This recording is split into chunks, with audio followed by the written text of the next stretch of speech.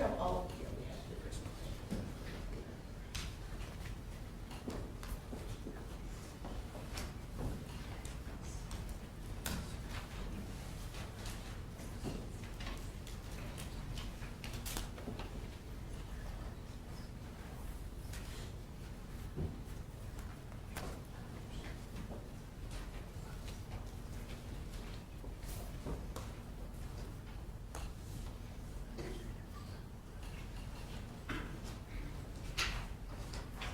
This is State versus Jamie Lee Komoroski, 2023 GS 103982, felony DUI with death.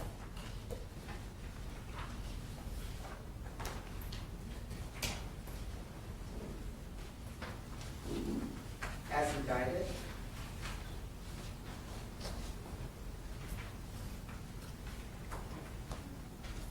(2023) GS 103983, felony DUI great bodily injury. As indicted. 2023 GS 103984, felony DUI great bodily injury. As indicted. And reckless homicide, 2023 GS 103985.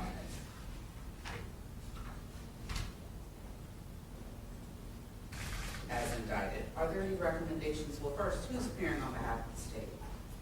Timothy Finch on behalf of the state, Your Honor.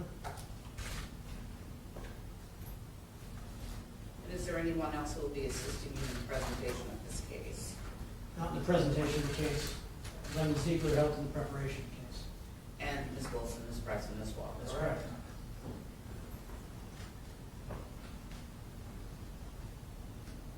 Who's appearing on behalf of the defense? Good afternoon, Your Honor. Good afternoon. Nathan Williams on behalf of Ms. Komoroski and Chris Gramiccioni will be handling part. I'm sorry, I'm gonna need you to speak up louder. This is a vacuous courtroom, and we're not gonna be, I know you're soft-spoken, but if you could speak up a little bit more loud, a little bit louder for me, and of course, I know you. Nathan Williams, and who did you say would be assisting you? Chris Gramiccioni, Judge. And how's Chris spelled? C-H-R-I-S, Your Honor. And your last name, sir? G-R-A-M as in Mike, I-C-C-I-O-N-I on behalf of Jamie Komoroski. Thank you very much. Are there any recommendations and negotiations, Mr. Finch? No, Your Honor. And does Ms. Komoroski have any record? No criminal record, Your Honor.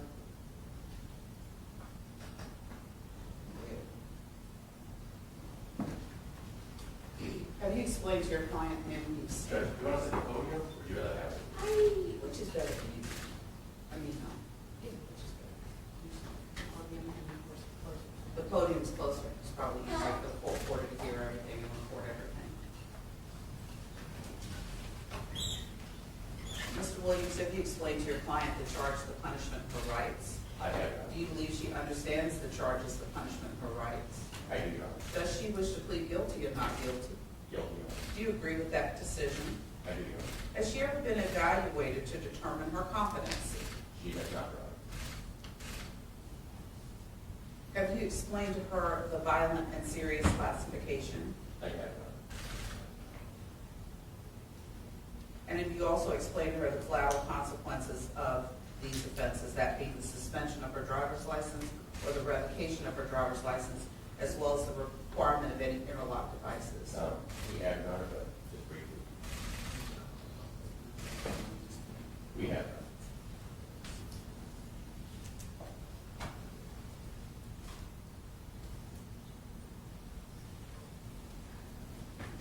Ma'am, raise your right hand to be sworn. Do you swear or affirm the testimony you give will be the truth?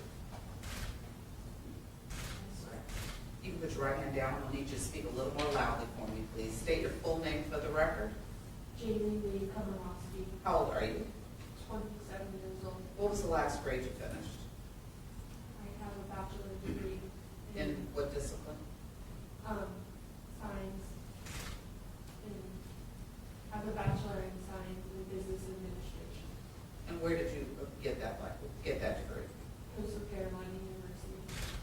And how long ago was that?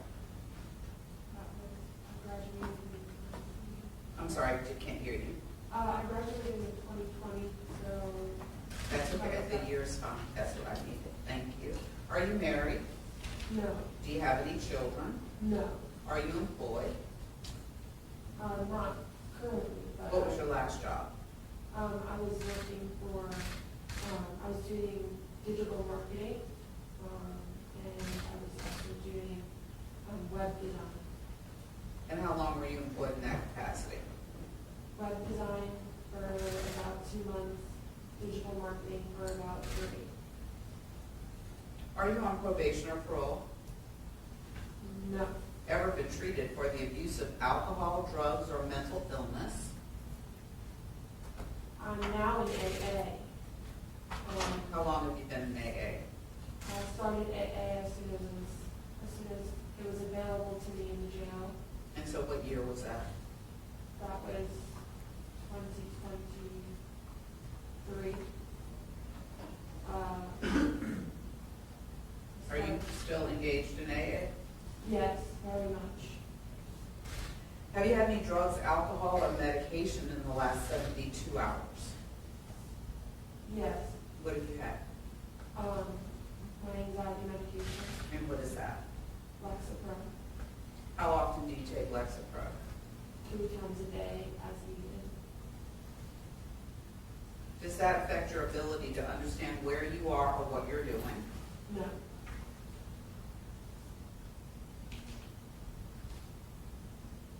On the offense of felony DUI, how do you plead?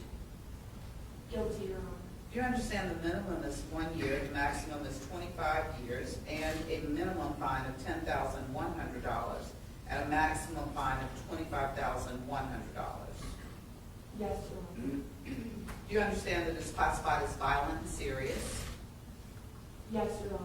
Do you understand that under South Carolina law that subjects you to enhanced penalties? Yes, Your Honor. Do you understand that if you receive 2 additional serious offenses, you could face life without parole? Yes, Your Honor. You may have discussed parole or parole eligibility with your lawyer or with others, but until you're sentenced, no one can tell you when, if ever, you would be eligible for parole or under what conditions. You should assume that you will serve any time that you're sentenced to day for day. Do you understand? Yes, Your Honor. On 2 counts of felony DUI, great bodily injury, how do you plead? Guilty, Your Honor. Do you understand that the minimum is 30 days and the maximum is 15 years? Yes, Your Honor. Do you understand that the maximum fine is a minimum of $5,100 and a maximum of $10,100? Yes, Your Honor. Do you understand, and I'll go over that later, I apologize, I'll come back around to that. On the offense of reckless homicide, how do you plead? Guilty, Your Honor. Do you understand the maximum penalty is 10 years and or a minimum fine of $1,000 and a maximum fine of $5,000? Yes, Your Honor. Do you understand that on the reckless homicide that your license will be revoked for 5 years? Yes, Your Do you Honor. understand the court has no control over that? Yes, Your Honor. Do you understand that on the felony DUI with great bodily injury that your license will likewise be suspended? Yes, Your Honor. Do you understand that no probation or can be given on those offenses? Yes, Your Honor. Do you also understand that you will be required to have an ignition interlock device on your car? Yes, Your Honor.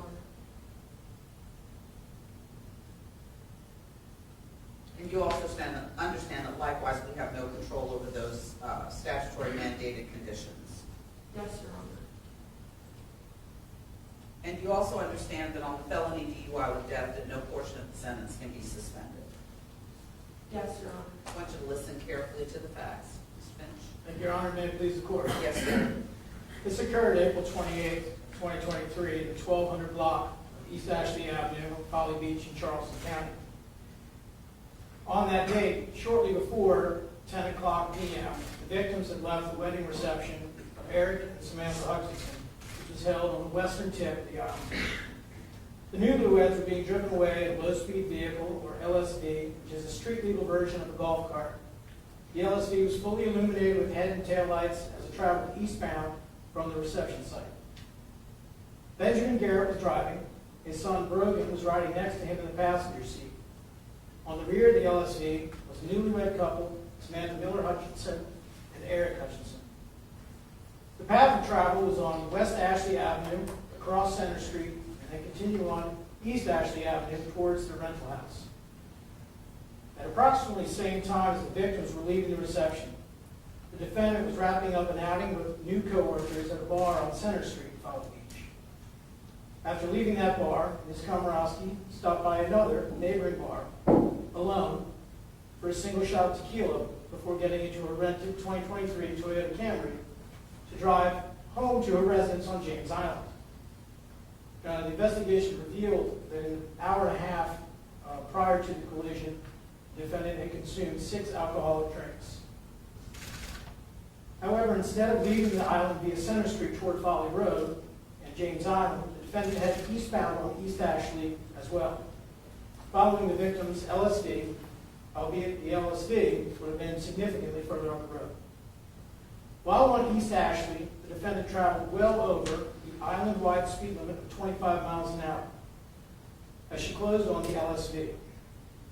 Data from the EDR, the electronic data recorder, or event data recorder from the vehicle, the Toyota, shows the defendant was traveling 61.5 miles an hour, 4.65 seconds prior to crashing into the LSD. 4 seconds later, at 0.65 seconds prior to impact, the EDR shows the defendant had increased to 65.9 miles an hour. The same data reflects the brakes were applied half a second later, 0.15 seconds before impact. During the time of travel eastbound on East Ashley, the onboard system in the defense vehicle captured black and white snapshots of the vehicle as it weaved across the road, off to the right, then over the center line, left, and then back into the right lane as it closed in on the LSV. At approximately 10:15 p.m., in the 1200 block of East Ashley Avenue, Ms. Komoroski crashed into the LSV. Crash, 10 p.m. 10:15 p.m. 10:15. Yes, ma'am. Crash reconstruction calculations estimate the defendant was traveling approximately 63 miles an hour at impact, and the LSV was traveling approximately 25 miles an hour. Samantha Miller Hutchinson was ejected from the rear-facing seat onto the hood of the Toyota. Aric Hutchinson was ejected over the vehicle, landing near the point of impact. Benjamin Garrett was ejected from the vehicle onto the roadway. Brogan Garrett was ejected from the right side of the LSV into nearby ground cover. Brogan suffered injuries to his knees. Benjamin suffered a severe head injury to his wrist, which was treated in the burn unit at MUSC, and injuries to his right hip and lower back. Ben will require further surgeries to address his other injuries, including a right hip replacement, a fusion of the right SI joint, possible fusion of his neck and back vertebrae, and surgery to address arthritis in his affected joints. Aric suffered 2 broken legs, one requiring surgical intervention to repair, a fractured facial bones, fractured vertebrae, also necessitating surgery, brain bleeds, numerous lacerations over his body. Additionally, his left eye was damaged, and the prognosis regarding his vision will develop over time. He necessitated surgery to fix the lid to that left eye, enabling it to close, and currently suffers double vision. Future surgery will be assessed. Samantha Miller Hutchinson died from blunt force trauma to her head and neck. Citizens that were staying or living in the area of the crash immediately responded to the site and called 911. Among those who responded were 2 nurses that happened to be staying nearby. They, along with others, began triaging the victims. Neither detected any pulse from Samantha. As a call for assistance was dispatched, officers from Folly Beach rushed to the scene. Sergeant Halpern, who was also trained EMT, was the first responder. On his travel to the site, and knowing the severity of the crash and the injuries, Halpern's speed from his cruiser's GPS topped out at 58 miles an hour, but was essentially consistent around 44 miles an hour with lights and sirens operating. Sergeant Halpern and Officer Honeycutt, also from Folly Beach Police Department, attempted to resuscitate Samantha using CPR and an AED. Ultimately, they were not successful. Samantha was declared deceased at the scene. Folly Beach Police Department put out a call for assistance to the scene and to handle other calls while working this crash. Sergeant Charles Seven and Deputy Aaron Scruggs of Charleston County Sheriff's Office responded to assist with the crash reconstruction. And CPD officers, including Zachary Azari, assisted with the DUI investigation. CCEMS, Charleston County EMS, that has transported Aric, Ben, and Brogan to MSC for treatment in the trauma unit. The coroner was called to respond for Samantha. At the scene, the defendant admitted to driving the Toyota and to drinking 2 drinks prior to the crash. She declined to perform standard field sobriety tests. She was then taken into custody for suspicion of DUI and transported to Folly Beach's Department of Public Safety to provide a breath sample, which she also declined. At approximately 1 a.m., August 29th, or April 29th, Sergeant Halpern drove the defendant to MUSC for medical clearance. A search warrant was issued for a blood sample from the defendant. MUSC collected a sample according to SLED protocols. The sample was later tested by a SLED toxicologist who reported a BAC of .261. A retrograde extrapolation based on the time of the defendant's last drink, her age, weight, and height, estimated her BAC to be .255 to .318 at the time of the crash, between 3 and 4 times the legal limit. Ms. Komoroski was indicted by the Charleston County Grand Jury in September of '23 for reckless homicide, 2 counts of felony DUI with GBI, 1 count of felony DUI with death. Again, this plea is without negotiation or recommendations. Could you angle that podium so that she's talking to her? Just angle it this way so that she's speaking directly to her. Perfect. Gives us a better, she saw it. Do you agree or disagree with the facts? I agree. Feel anything needs to be changed or added to the facts? No, Your Honor. Are you pleading guilty because you're guilty? Yes, Your Honor. Do you understand you're entitled to a jury trial? Yes, Your Honor. Do you understand that during a jury trial, the state has the burden of proving your guilt beyond a reasonable doubt? Yes, Your Honor. Do you understand that you would have the right to confront and cross-examine the state's witnesses? Yes, Your Honor. Call your own witnesses? Yes, Your Honor. Present any defenses? Yes, Your Honor. And challenge any statements as well as remain silent, and your silence could not be used against you. Do you understand each of those rights? Yes, Your Honor. Do you understand that you're giving up those rights? Yes, Your Honor. Do you understand that if you desire a trial, that the court stands ready to accommodate that request, and we have a panel coming in for that purpose? Yes, Your Honor. And knowing all of that, do you still wish to plead guilty? Yes, Your Honor. Are there any deals you're relying on that I've not been told about? Are there any secret deals you've made between your lawyer and the state that the court is not aware of that you're relying on in pleading guilty? No, Your Honor. Have you been satisfied with your lawyer? Yes, Your Honor. Has he done everything you've asked or expected? Yes, Your Honor. Any complaints about his services? No, Your Honor. Has anyone promised you anything to plead guilty? No, Your Honor. Has anyone threatened or coerced you? No, Your Honor. Are you pleading guilty freely and voluntarily and of your own will? Yes, Your Honor. Have you understood my questions? Yes, Your Honor. Do you need to ask any questions? No, Your Honor. Have you been truthful? Yes, Your Honor. Do you understand that you have the right to appeal each guilty plea and sentence of the court? Yes, Your Do Honor. you understand that you have to do that within 10 days of today in writing? Yes, Your Honor. Do you understand that if you cannot afford an attorney for that process, that one will be appointed to you at no cost? Yes, Your Honor. I find there's a substantial factual basis for each plea, that each plea is dynamic freely, voluntarily, knowingly, and intelligently with the advice and assistance of counsel with whom the defendant has indicated she is satisfied. I will accept the plea. Anything further from the state? And I did not notice, oh, actually I do notice now, I apologize. I thought I didn't see the other 2 victims' names, I'm sorry. Your Honor, I assume, based on, and I neglected to ask this earlier, and I apologize for my oversight, I assume that that on indictment ending in 3982, which is the felony DUI with death, I assume that Ms. Hutchinson's relatives were notified, yes, correct, Your Honor. and some of them are present. That's correct, Your Honor. Is there any restitution? None's being sought by the state. And I assume on indictment ending in 3983, which is the felony DUI, great bodily injury, that Mr. Aric Hutchinson was notified. That's correct, Your Honor. And He's is, present. and he is present, That's correct? Yes, Your Honor. Is there any restitution? None sought by the state.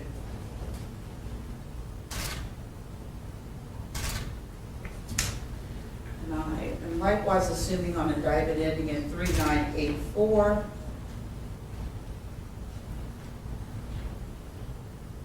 that Ben Garrett was notified. That's correct, Your Honor. He's also present in the courtroom. And is there any restitution? None sought by the state, Your Honor. And on indictment ending in 3985,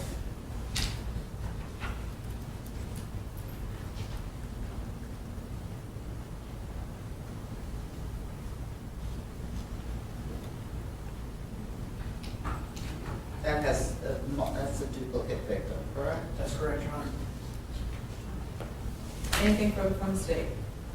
Only to notify the court, as you are aware, members of the victim's family who would aware. Certainly. You can call them in the order that you'd like and make sure they speak loudly and clearly for the benefit of the court reporter. You can call them in whatever order you would like. Thank you, Your Honor. You're welcome. First would be Ms. Lisa Miller, the mother of the deceased Samantha Hutchinson. It's up to you, however, would you? I'm sorry. We'll sit at that. That's fine. Pam, if you would tell us your name for the record. My name's Samantha. No, it's not. My name is Lisa Miller. I'm Samantha Miller's mom. Yes, ma'am, we'd be glad to hear from you. Take your time. Thanks. You're I welcome. appreciate you allowing me to speak, and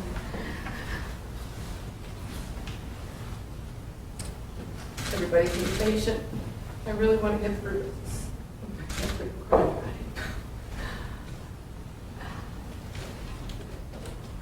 First of all, for the last 20 years, my career has been a substance abuse counselor.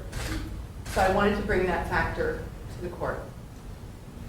I have dealt with many different populations, offenders. I did a program for offenders. I've dealt with military people, adolescent programs. So I've kind of ran all gamut.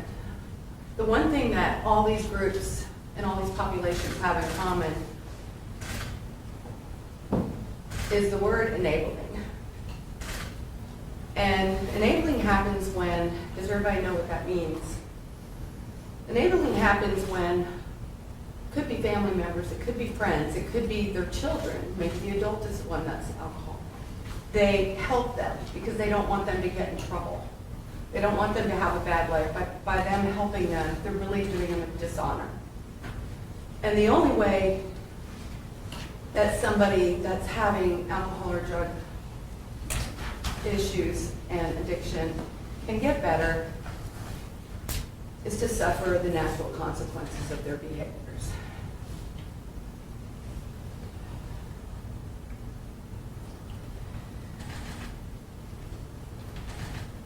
In this case, the natural consequences is the legal consequences of what happened, which resulted in my family, sibling, child, not being here anymore. The good thing about it, if she goes and stays some time in jail, they have treatment in there. AA is not treatment. AA doesn't help somebody who's addicted. It's good once you get to that point where you're gone for treatment, you spent some time in sobriety. AA is where you go hang out with your other people, and that's it. This is in part, but thank you. Who was Sam? I want to talk about Sam because my daughter. And she wasn't just a person on a golf cart that just got married and got killed.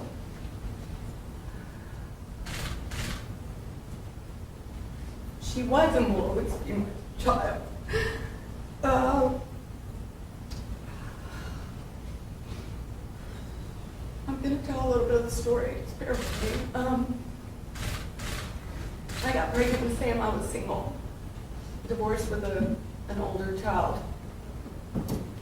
Those things happen. They did not have any help or any assistance. And so I think that bonded Sam and I as being fighters together through life, helping each other, until my husband that I met and married adopted Sam and was her dad. So life wasn't always easy for us to get through what we had to get through. The was really hard to figure out how we were gonna make it financially. My whole first career was based on being pregnant with Sam. I know it sounds funny, but it's like, I have 9 months to get a career. I can't make $10 an hour anymore. So 9 months, hey, I can go to hair school. We figured it out, like, we always figured things out together.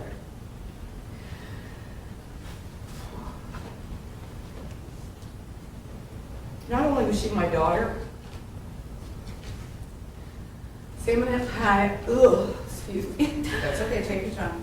Sam and I had a relationship probably better than most people that love each other. I'm very close with my other 2 kids. Our family has always been close. But Sam and I had a bond that was very different and very amazing, and we both had each other's backs all the time. We talk every day, her whole entire life. You know, most 30-year-olds don't want much to do with their parents anymore. You know, hey, yeah, I'll come over for Christmas dinner, but I'm not going to hang out with you all the time. And I'll lead into something else I'm getting off of. But in saying that, the last time I was with Sam before the week of the wedding, her birthday's 3/27. So on 3/27, a month and a day earlier, she called me for her birthday and she said, all I want, Mom, is for you to come see me, and for you to be with me on her birthday. And I brought champagne, and we brought cupcakes, and we went down to the beach at sunrise, our favorite time, and we did silly dances on the beach with cupcakes and champagne. That's what an amazing relationship is. She used to, when she was little, when my husband would tease me or tease her or whatever, you know, just he would act like he was saying things about me, and she would just get so mad and be like, don't talk about my mommy, like, just defending me. Then when we divorced and I started somewhat dating sometimes, she met one of them, she'd get right up in their face and be like, you hurt my mama? I'll leave out the words she used. Hurt you, basically. That's a best friend. You can only hope that anybody in this room that has kids could have a relationship like that with their child's best friend. She wanted everybody to feel happy. I had people coming up to me after Sam passed and was like, you know, if they worked with her, I were going to go to work and I was in a bad mood, I went anyway because Sam would make me feel better. Because that's who she was. She wanted everybody to just feel loved, cared about, and as much as I didn't want to talk, if something would happen to me, Sam would be up here screaming off the mountaintops for all her family.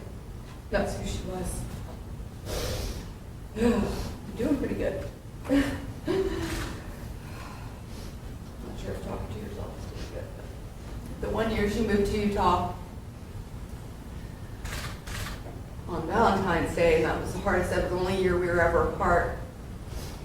On Valentine's Day, I came home to my house, and my whole driveway was covered with I love you mores in pink everywhere. My whole walkway, my whole door was different color flowers. I mean, different color hearts, red, pink, my whole entire front door. I don't know many kids at 30-something years old that would care about their mom having a good Valentine's Day party or day and want her to feel loved and live in a different state and have one of her friends come over to her mom's house and do this.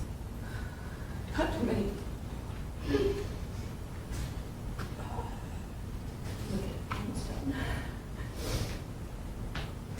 So, unfortunately, I don't like talking about the event, but I just want to tell you what happened through Sam's mom's eyes and our family and what we experienced, which was pretty horrible. So it was supposed to be a rainy day, it was supposed to be a cloudy, and the weather just an hour before the wedding just became beautiful. Couldn't have been better. Everything was perfect.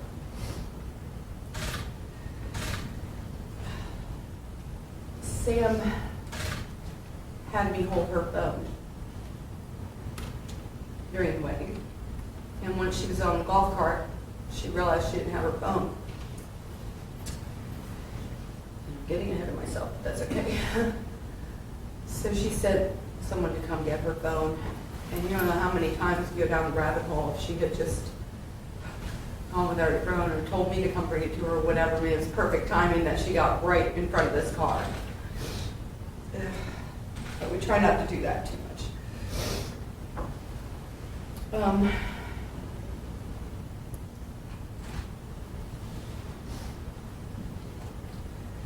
So after the wedding, we went to where we were staying in our Airbnb and basically got into some sweats and we're hanging out on the porch and everybody had a good night and pouring a glass of wine, relax, and I'm standing out there and I hear all these sirens. And the fire trucks, which on a Friday night in Folly, it's not very rare. I mean, they're there all the time, right? But I heard those fire trucks and saw those lights and I yelled, "Something happened to Sam."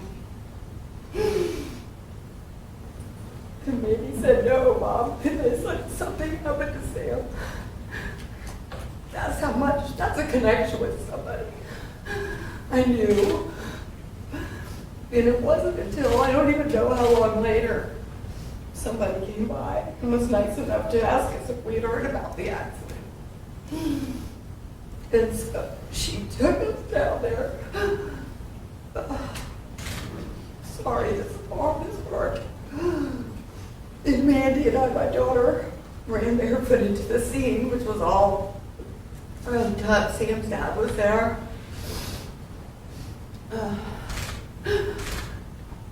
And within, like, I don't know the timing, but maybe 15, 20 minutes, one of the officers there came up and told us, me, that everybody that was in the accident was taken to the hospital. So Mandi took me to the hospital. We went to the hospital to find Sam.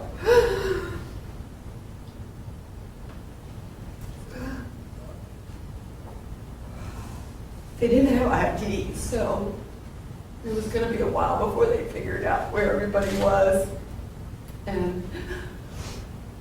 But I really believe that she was at the hospital. And then it was like 2 in the morning. We stayed, we hung out outside. Some of Sam's friends came. And we stayed outside waiting. And then my ex-husband, Sam's dad, called my phone and he said, "Sam's not at the hospital, Lisa." He said, "Sam's still on the side of the road. I just identified her." And I just fell to the ground. I don't even know how we ended up going through the next few days, but anyway, I know that's our story of Sam and what happened. Sam was light. She was love. And she was amazing. It always will be. I'm going to insert one more thing that I forgot when we were talking about the wedding. And we're almost to the end, but another thing that Sam did. She planned her wedding, miserable for really that year planning the wedding, which sucked, but she was kind enough to do her daddy-daughter dance with both of her dads, and nice enough to include both of them. And then afterwards, we're all standing there ready for the next thing to happen, and the DJ announces special dance for the most special person in Sam's, most important person in Sam's life. And it was me. And she played our song and That's the last time I hugged my kid. It was on that dance floor. It was the most beautiful thing a child could do for their mom. And that's just unexplained, our relationship.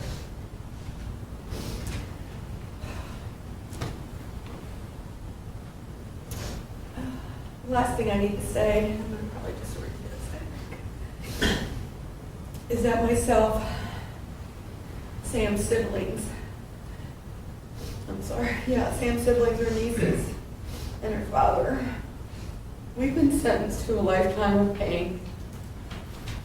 As with half the world. As a mom, I can't even describe to you. I've lost my brother. I lost both my dads. This is so different.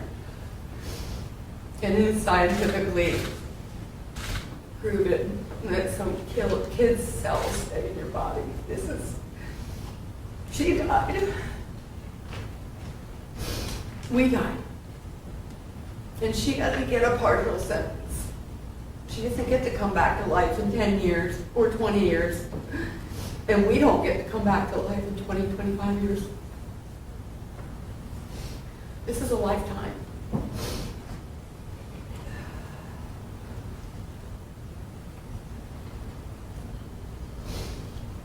Your Honor, I hope that you consider our plea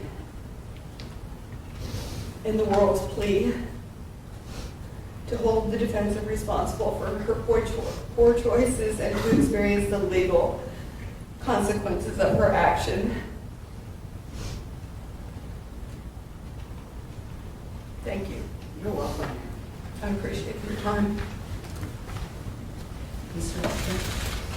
Your Honor, next, Amanda Jenkins, sister of the deceased.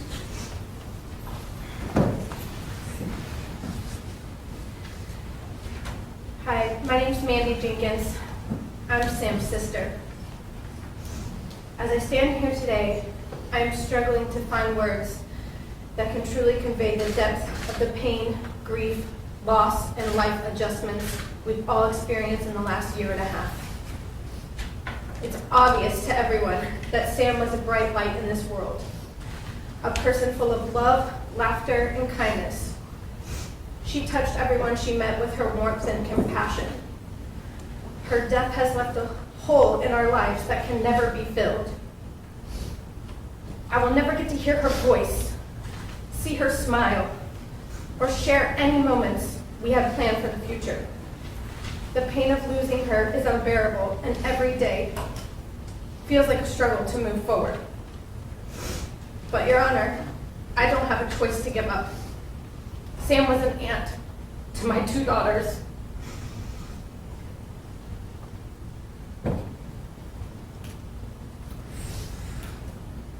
My daughters, Amber and Maisie. They're Auntie Sammy. I can't see the words. Despite Sam's constant care to everyone, the love she had for them was like no other, and it was mutual. Becoming a mother is the greatest milestone in my life, one Sam will never get a chance to do. My family traveled from Florida to South Carolina on April 20th, 2023, in preparation for Sam and Aric's wedding. And me and my girls never went back to Florida. 12 hours after we found out Sam was killed, Amber asked me why everyone from the wedding was at our Airbnb and why is everyone so sad. I was not prepared to explain death to a 5-year-old yet, especially because it was her Auntie Sammy. If you've never experienced trauma, I don't wish it upon anyone. Regardless the thousands of dollars spent on therapy, the triggers are immensely debilitating every single day. The sirens, flashing lights, seeing a wedding dress, a golf cart, just the simple task of driving, and many, many more. When I'm with my girls, any of these things come up, they try to protect me. Singing a song loud to drown out the siren noise in hopes a grief wave doesn't hit me and I quickly spiral. Day to day, if I say, hey, mommy's just going to the grocery store real quick, Ember and Maisie quickly panic, having to say goodbye multiple times just in case I don't come back, in their words, like what happened to Auntie Sammy. My job is to protect them, shouldn't be the other way around. But I also now have the task of protecting my mother and being her rock through this. She once said years back, if anything ever happens to one of my kids, I'd kill myself. The moment we found out Sam was plowed down, I made my mother look me in the eye and promise me she wouldn't do that. I didn't quite believe her, knowing the bond her and Sam shared, and I knew I needed to be by her side through every moment of this. I sent my husband on a plane to Florida, and he packed up our house and we moved to North Carolina, now 1,000 steps from my mom. This tragedy has not only stolen the future that my sister should have had, but has also forever altered the course of our lives. I know that no sentence can bring Sam back. The choices made by the drunk driver the night she killed my sister will affect us forever. They have taken more than just a life. They have taken the future, our future. I am filled with anger and frustration knowing that my sister's life was cut short by a selfish, senseless, and preventable tragedy. The defendant's actions have forever changed our family, and we have to live with the consequences of this loss every single day, and she should too. No one should endure this pain except for her. Thank you for allowing me to speak today. You're welcome. Mr. Finch? Thank you, Your Honor. Next, Nathan Miller, brother of Samantha Hutchinson.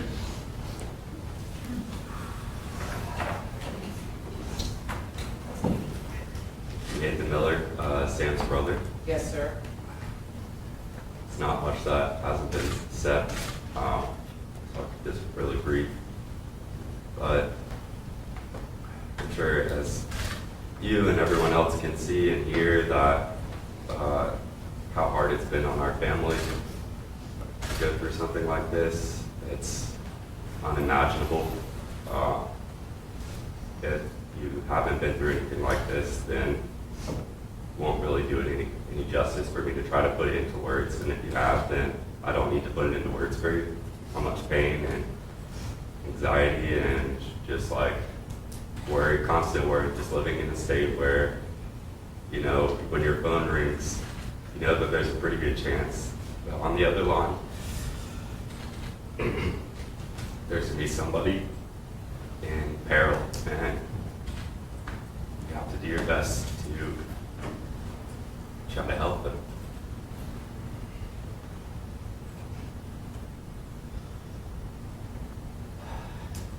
Not only do we have to deal with the loss ourselves, but we have to watch our loved ones go through it as well.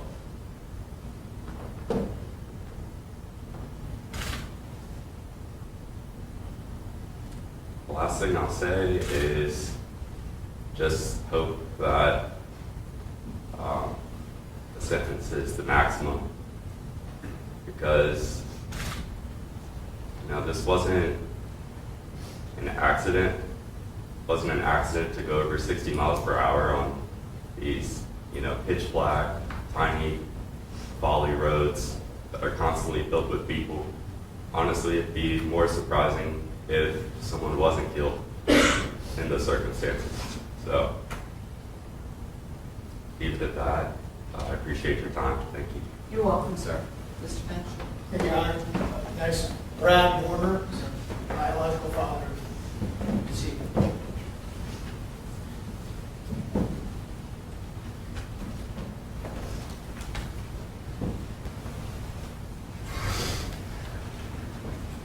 Yes, sir. If you would tell us your name for the record.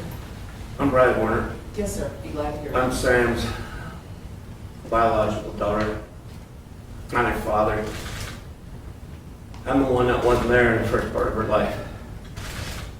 For the past 20 plus years, I was there for her when she needed me. When I was 2 years old, I got hit by a car, left on the side of the road for dead.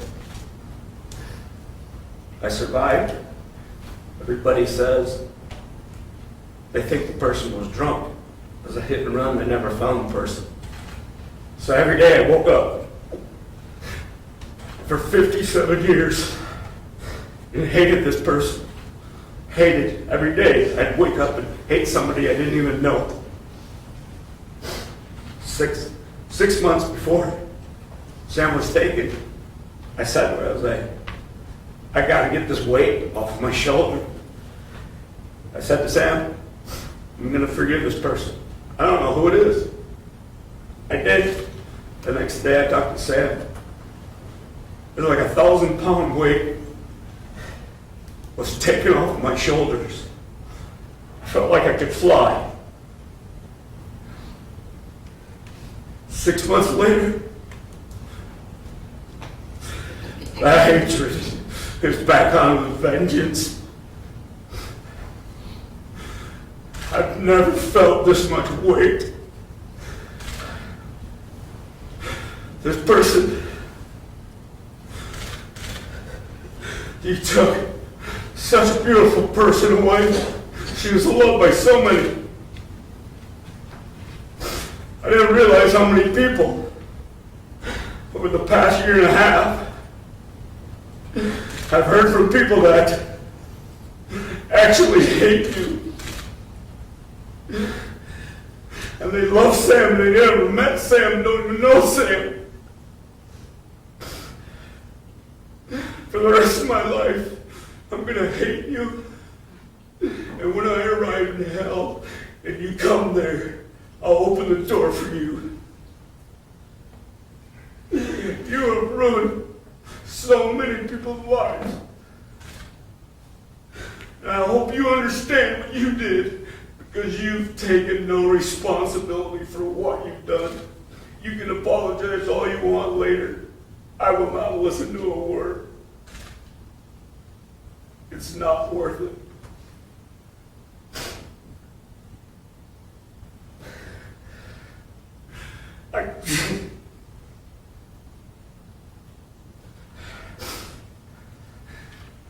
Everybody used to call Sam a female version of me.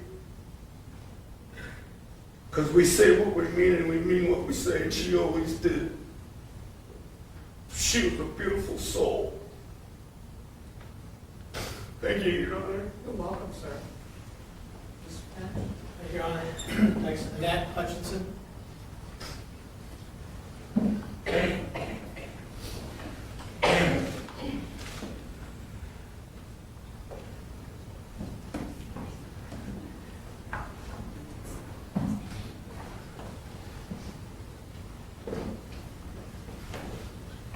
Your Honor, my name is Annette.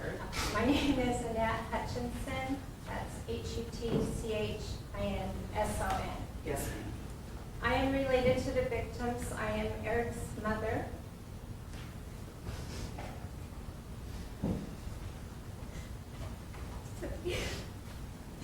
Samantha and Benjamin's mother-in-law and Brogan's grandmother. My family is my world. My children and grandchildren are everything to me. All that I do is for my family. Yet until today, I've spent the last 19 months watching helplessly as this horrific event and aftermath unfolded, shattering the lives of 2 out of my 3 children, and ending the beautiful life of my beloved daughter-in-law, Sam. Speaking here today is the one thing I can do for them. Your Honor, I ask you to please consider Sam when you impose your sentence. Sam joined our family in March of 2019 when she chose my son. She was a force, so lively and so full of love, especially for my son, Aric. It was apparent to all of us they had both found the love of their lives. For over a year, Sam planned every detail of her wedding, a first marriage for both. She was excited and counting down the days, unaware she was also counting down to her own tragic death. On their wedding day, I had never seen Sam or Aric so happy. Their faces lit with smile the entire time, even as they waved goodbye from the golf cart they were riding on to start their life together. Photos in the video of the day captured the magic, but they are now too painful to watch or look at. Because our lives were forever changed moments later by the defendant when she recklessly sped through a quiet residential neighborhood into the back of the golf cart. In the police report, a witness described the crash as sounding like a bomb's explosion. That statement replays in my mind, thinking of the four of them struck in such a manner. The next day, I had the horrific task of telling my son that his new wife had died. After he repeatedly asked during moments of consciousness, "Where is Sam?" I cannot describe to you the pain I felt as I watched my son's face process this. And I knew what he would say before he said it. It should have been me. Later, my husband and I spent a week cleaning and repairing Sam's wedding dress so it was presentable to Aric, because he did not get to see Sam after she was killed. So he wanted to see what she was last wearing in his final memory with her. Your Honor, I ask you to please consider my children and grandchildren when you impose your sentence. The night of the crash, my son Aric and son-in-law Ben both sustained injuries from which they'll never fully recover. I'll never forget the shock of arriving at the scene. I wish we could have shielded my other 4 grandchildren from the trauma of it, but we were from out of state, so we had no option but for them to accompany us. My memories from the scene are vivid and fixed in slow motion. My daughter being held from running to her unrecognizable husband Ben where he lay, her slumping to the ground, the police officer who stopped me to verify if they had found the correct number of victims, and my own realization at that moment that my son and Sam were there also. I recall the onlookers' expressions telling me more than I wanted to accept. My other son, Adam, and his family arrived and tried to comfort my daughter's 2 children, while my daughter ran up to him and screamed, "It's Sam and Aric too." Each devastating detail is permanently etched in my memory, including the moment when we found out that mere minutes after the happiest moments of her life, Sam had died. My son stayed at the scene and saw the criminal defendant sitting on the side of the road completely unharmed, and watched as she was led away past him. All 5 of my grandchildren, ages 10 to 17, one a victim of the crash, went from the scene to the emergency room, spending the night in the waiting room, not knowing what happened to their family. They will carry the trauma of this core memory with them for the rest of their lives. In the initial hours after the defendant slammed into Aric, Sam, Ben, and Brogan, medical staff at the hospital thought Aric wasn't going to survive his injuries. They moved him into ICU and advised us to spend as much time as possible with him. For months following this tragedy, Aric needed full-time medical care. He could not drive for 15 weeks. Since the crash, I've spent over 7 months here in South Carolina. My husband, who still works full-time, 6 weeks. Aric's siblings and friends have spent several additional weeks helping him, and we relocated him to our home state for a few months over last year's holiday, knowing how hard they would be, and he was all alone here. After Aric's initial surgeries for facial reconstruction and to repair both his legs so he'd be able to walk again, he required wound care, numerous follow-up doctor visits, and physical therapy. I watched him use a walker to get around and throw it across the room in frustration. I ran to the bathroom in the middle of the night after hearing him fall and cleaned his blood off of the floor. When he developed internal stomach ulcers, acid reflux, a deteriorating esophagus, and had bouts of profuse vomiting, I saw the pain and agony those caused. However, dealing with the severe physical injuries was easy compared to the grief, anxiety, and survivor's guilt to come. You cannot imagine the pain of constantly seeing your grown son crying helplessly and lost. For months upon my awakening, I would go check to see if my son was still breathing. On the darkest of days, I had to chase away the thought that maybe it would have been better if he and Sam had been taken together. I would prefer my own grief over my son's. One of countless heartbreaking memories I have is brushing the road debris off of the wedding envelopes that police gathered at the scene, while Aric opened them and read all the well wishes wedding guests had expressed for the life the happy couple would make together. There were 125 wedding guests and vendors at the wedding.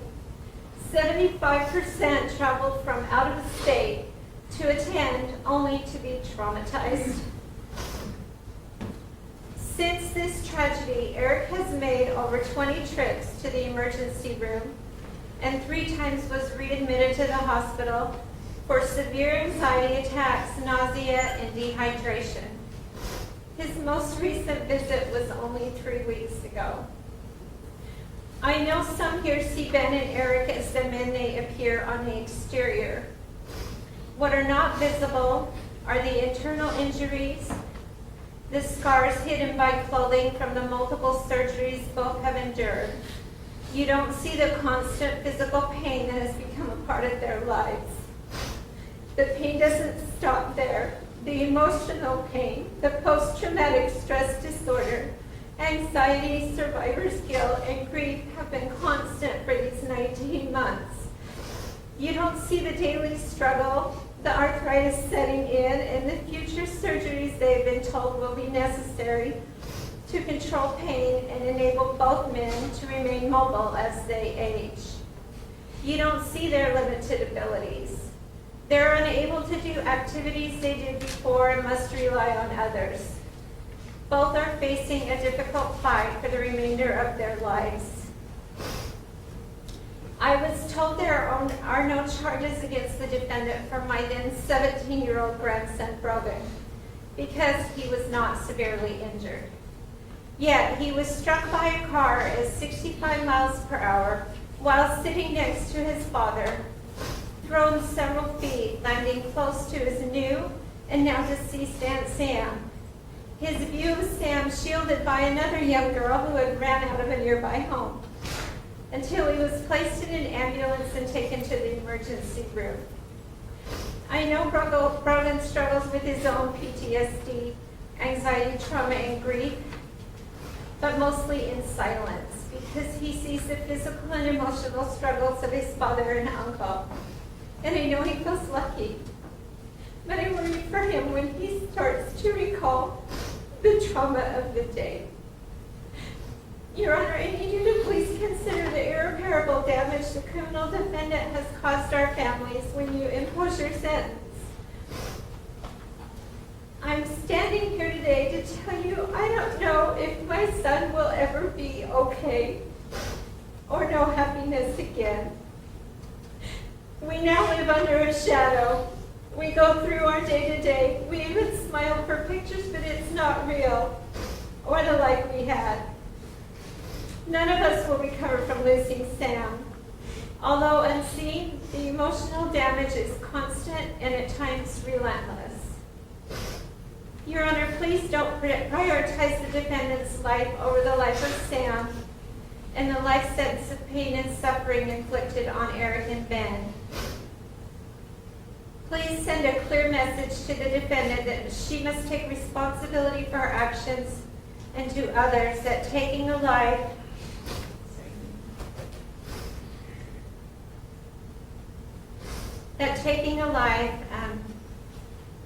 as a direct result of irresponsible and selfish choices will result in severe consequences. As we now know, no one is immune to losing someone at the hands of another.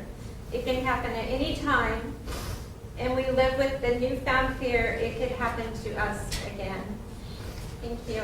You're welcome, ma'am. Your Honor, Alexis, Garrett.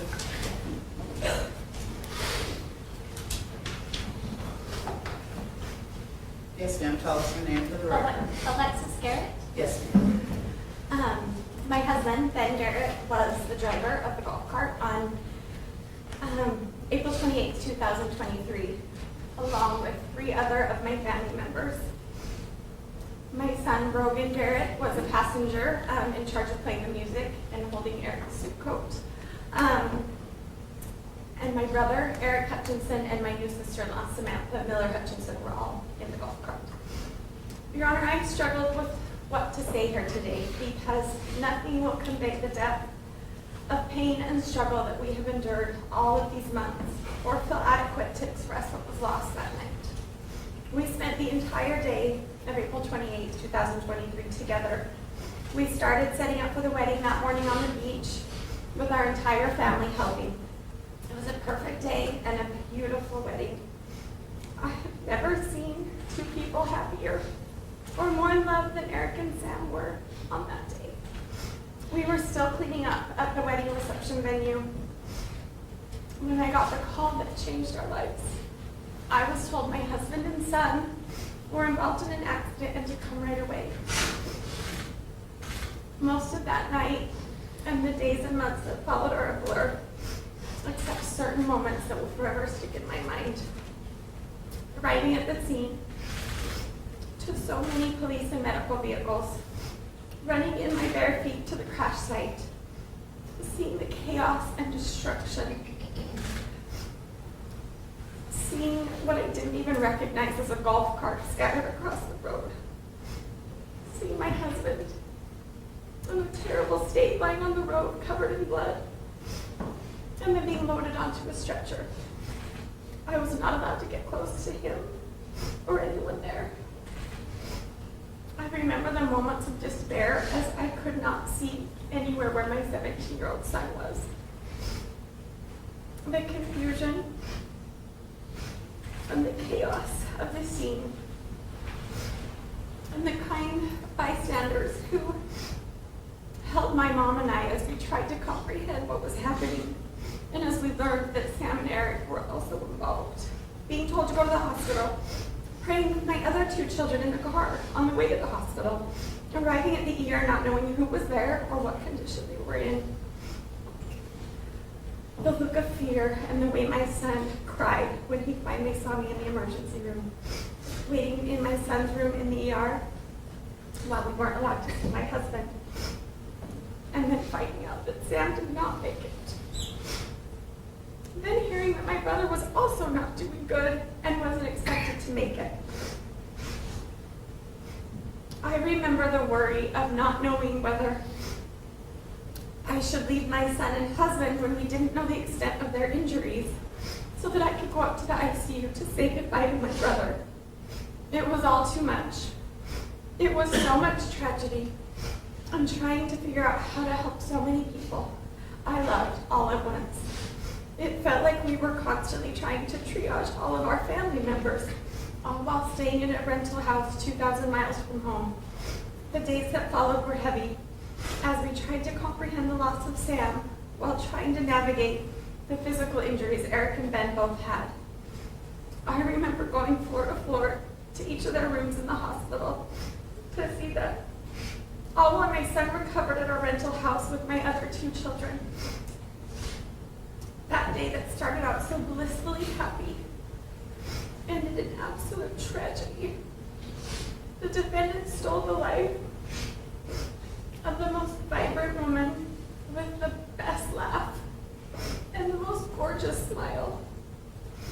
Losing Sam created an irreplaceable void in our family. The pain of losing her is an ever-present reminder of how fragile life can be, and it has left us in a state of grief that is difficult to put into words. My brother Aric is never going to be the same. I had never experienced that depth of pain and sorrow when we were in his hospital room the days following. And he would wake up and not remember what had happened, and we would have to tell him all over again. The past 19 months, he has struggled to continue to live.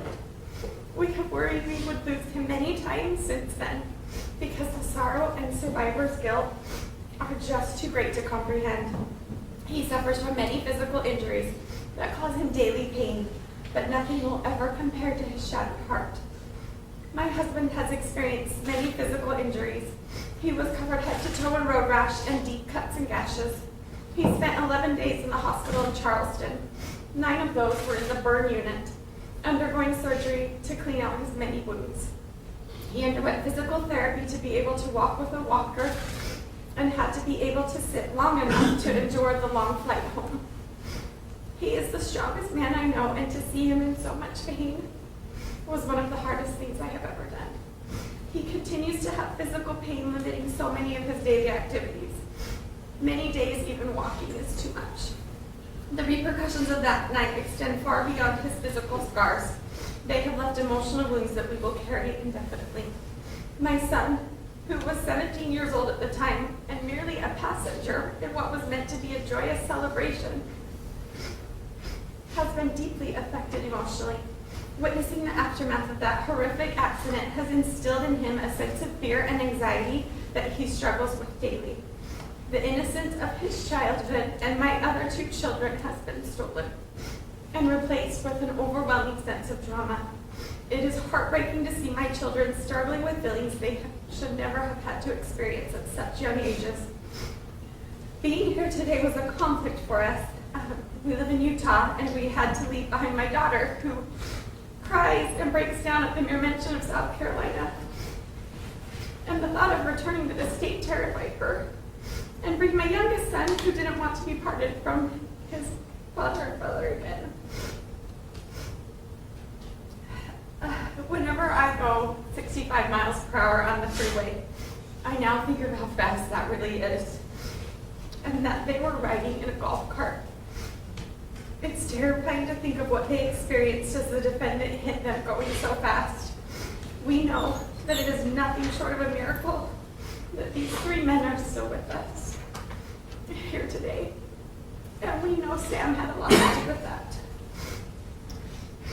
She is love and light, and the world will not be the same without her.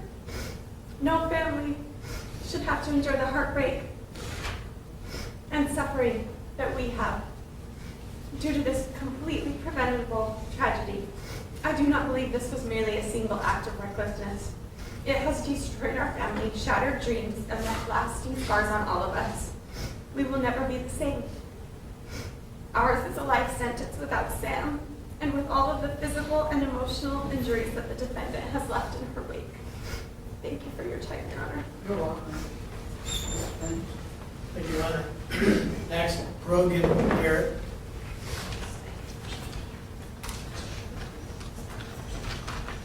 My name is Brogan Garrett, Can you spell your first name for us, sir? Brogan.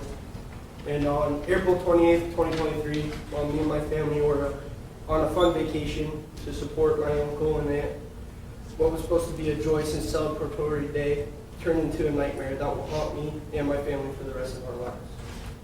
That night, after my aunt and uncle's wedding, an intoxicated Lee Komoroski struck me and my dad while we were taking my aunt and uncle to their rental.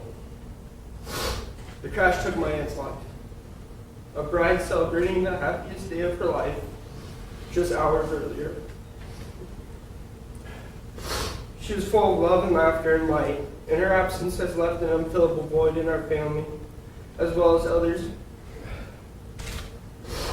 who had to have Sam ripped from their lives. The impact of this tragedy goes far beyond her death. My father and uncle were severely injured. My uncle to the point that he was not supposed to make it through the night.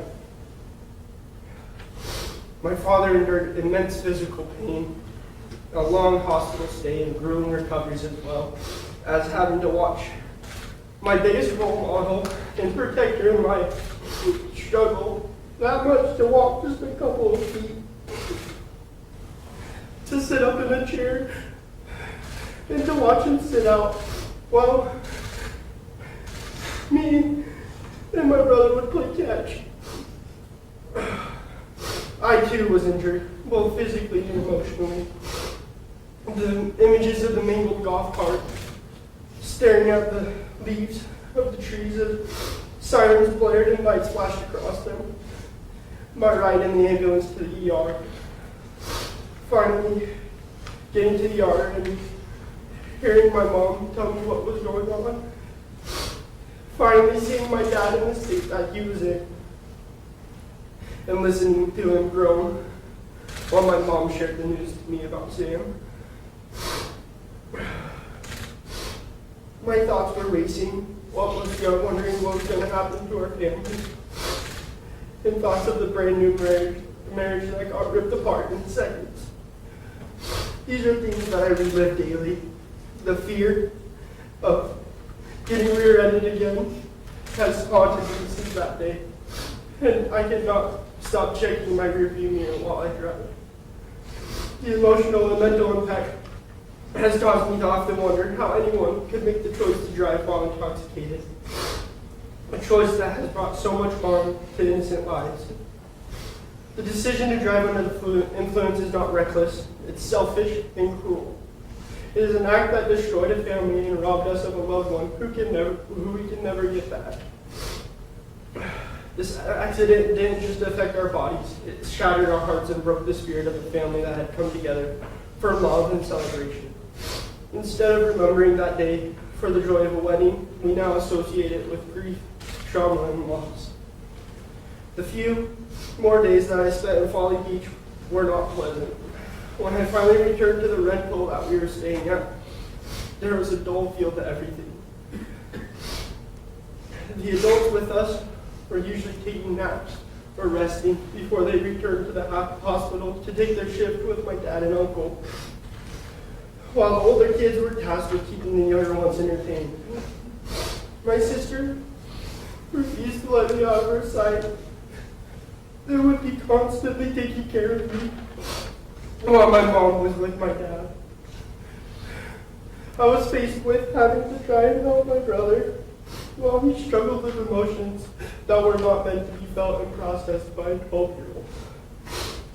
Every little daily task was a struggle for me, and everything seemed to move in slow motion.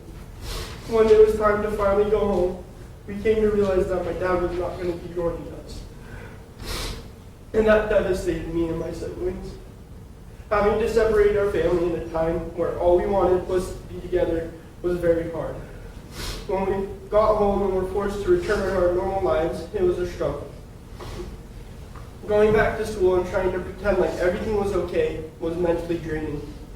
Everyone asking you the same question over and over again about whether you were okay or not was taxing. Everyday activities like classes, sports, and hanging out with friends felt pointless. And my motivation started to disappear when all I wanted was for my dad to come home. And when my dad finally returned home, the enormous burden that was placed on my family did not go away. While still having to help my dad recover, we were also hearing stories about how my uncle was doing back in South Carolina. They were hard to hear, and the combination of watching my dad struggle to recover from his injuries made it hard to keep our hopes up for a better future. The justice process that followed was daunting and placed a lot of stress on me while I was trying to navigate this foreign world that I was dropped into. The big toll on my mental health and the fear of losing another family member has also affected many big decisions in my life. One of those decisions being after graduating to serve an LDS mission, which I was preparing my whole life to do and was looking forward to.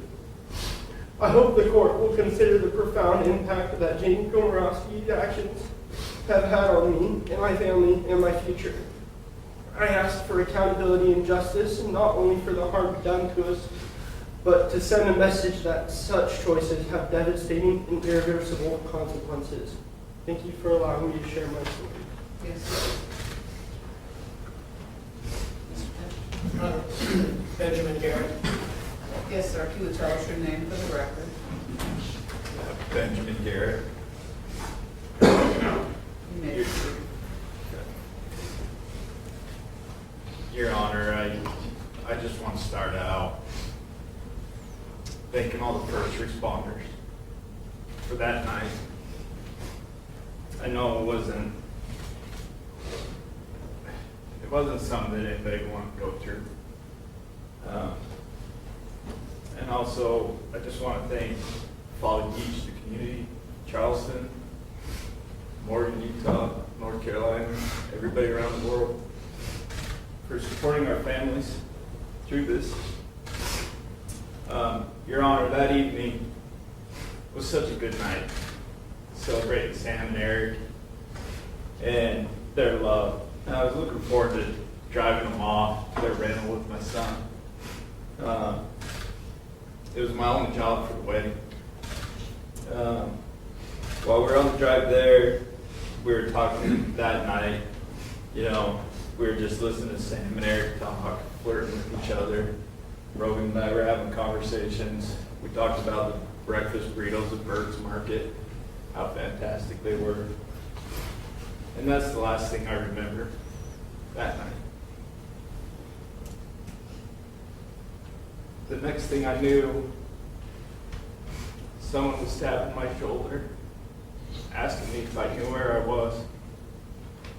And I remember opening my eyes and seeing all the lights and knowing that I was at the hospital. I had no idea how it got there or what had happened.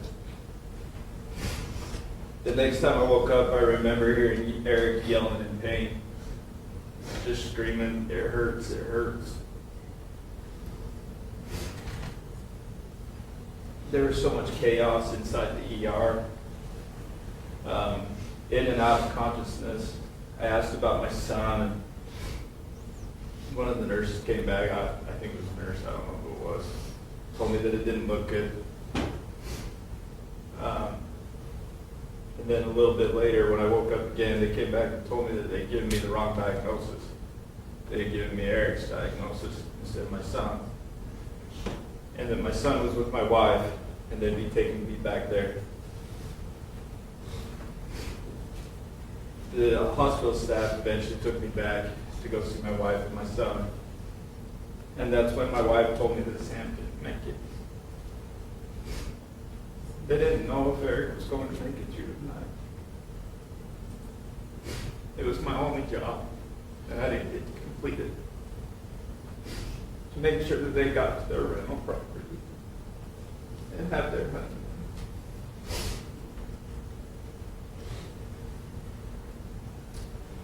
Your Honor, I had road rash all over my body. That night, I had no idea what the extent of my injuries. I didn't want to move. I couldn't move. Had stitches in my forehead, an open hole in my knuckles on my left hand, giant gash on my right wrist, and I couldn't walk, couldn't even stand. I actually, when they released my son, I told them I was going home, and the doctors told me, well, if you can stand, you can go home. It was a struggle to sit up, and I knew that I'd be staying longer. After the first couple of days of my wife getting pretty upset with the condition that I was in, Dr. Hink at NUSC and her team took me in for surgery again. Fixed up the stitches on my forehead and also gave me a fish skin graft on my right wrist.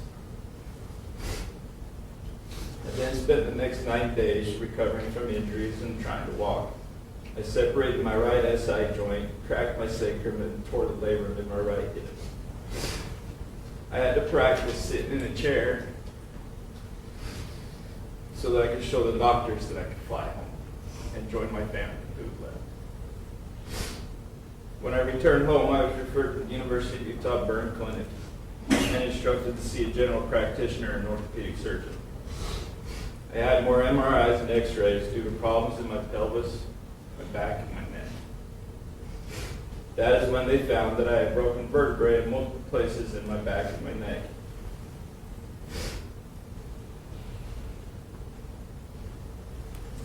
And I still have issues there today. I spent 6 months in physical therapy until my insurance told me I ran out of visits. Your Honor, this is just a list of the physical injuries, and most of them I'm still dealing with, and will need to have a hip replacement, fusion of my SI joint, and possible fusion of my vertebrae in my neck and my back. This will continue to be a burden that we'll have to deal with financially, physically, and emotionally for the rest of my life. The hardest part of this, the whole incident, is the mental and emotional side. Your Honor, my wife and kids saw me in a state they should never see me in. And I am unable to be the husband or father that I was or wanted to be in the future. I should be seen as their protector, their rock. My kids and my wife now watch me go downstairs to make sure I can make it. They come out and carry things in from my truck or from our cars because I can't carry them in. These are all things that I could do on my own before. And I can't even do stuff around the house. I can't get on the ground, fix a faucet that's leaking.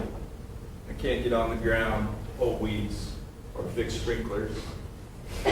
Wrestle with my boys, run football routes, throw passes, swing a bat, swing golf clubs, be a catcher for my son when he wants to pitch.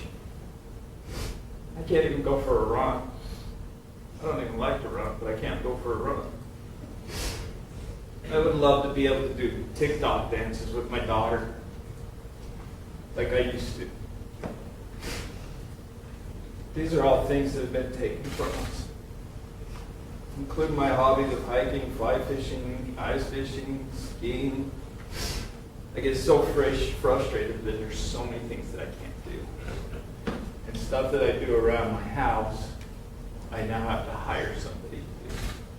When before I could just do it on my own.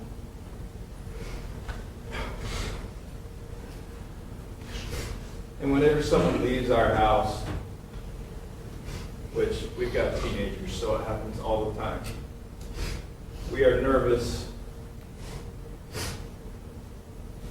and always checking on them to see where they're at, hoping that they will make it home safely.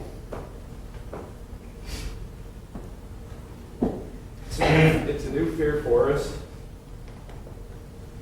It's a new fear for me just to even make it home. I have a golf ball in my truck that when I start getting anxiety when I'm driving, I can grab that golf ball and rub the dots, the dimples in it, to help ground me and help me calm down.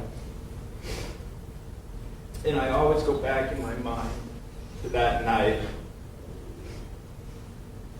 me being the driver, if there was something that I could have done.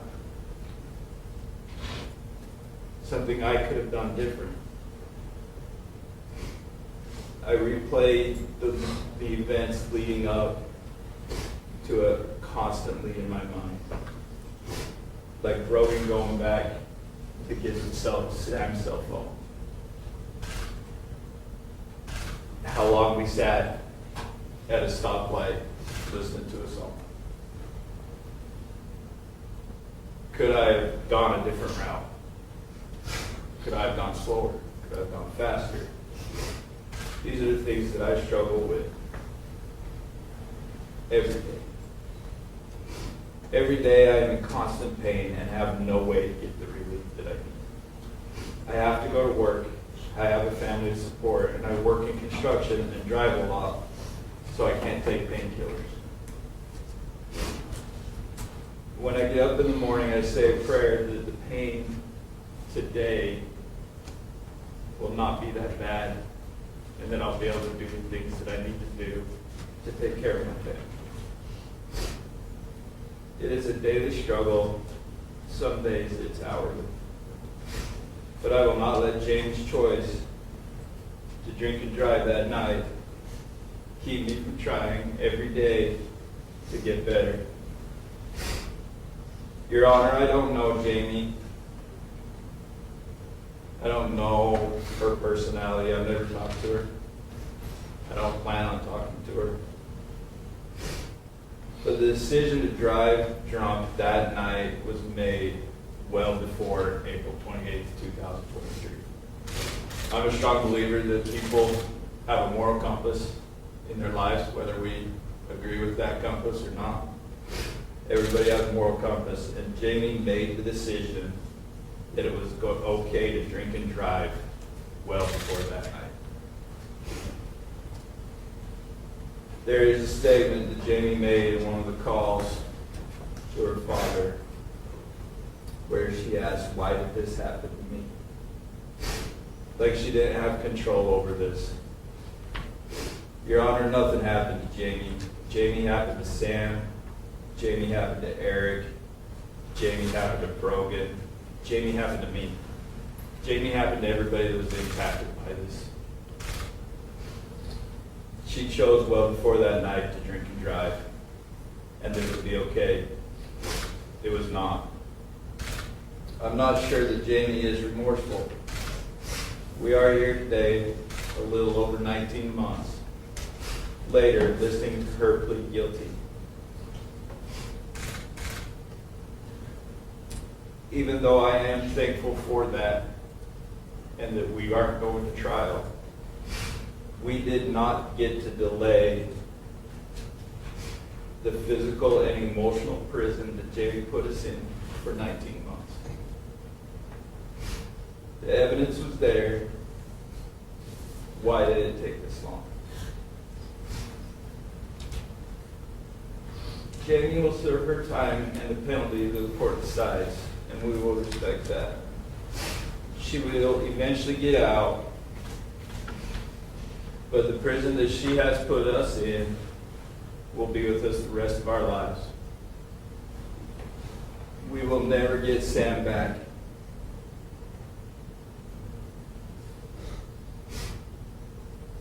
Our lives will never be the same.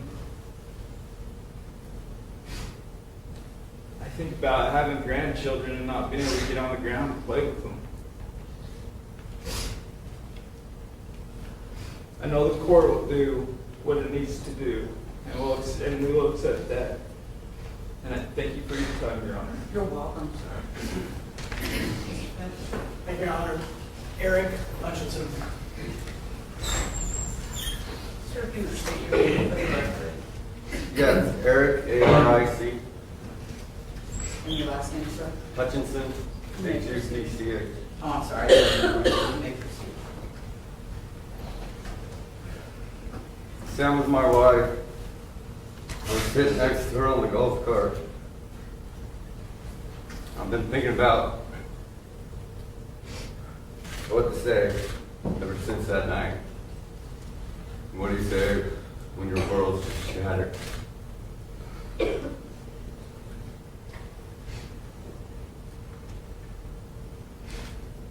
Physically, I'm in pain every day. My face hurts, my back hurts, my feet hurt. It's a struggle to get through every day. I've seen more doctors than I can count. I've seen more therapists.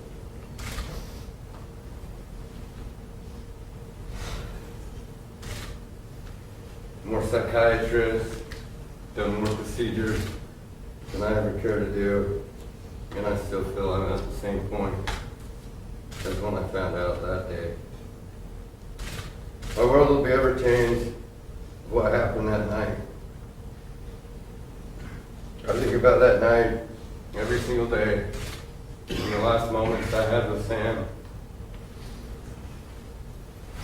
on the golf cart. She told me she didn't want the night to end. And I kissed her on the forehead. And then the next thing I remember is waking up in the hospital. I see my mom's face, still wearing the wedding dress from the night before. And I knew instantly. And so I asked where Sam. I knew she wasn't there.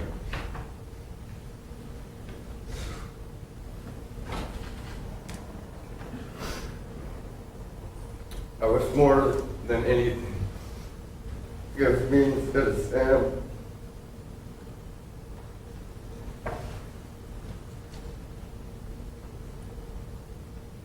I wish I died that night,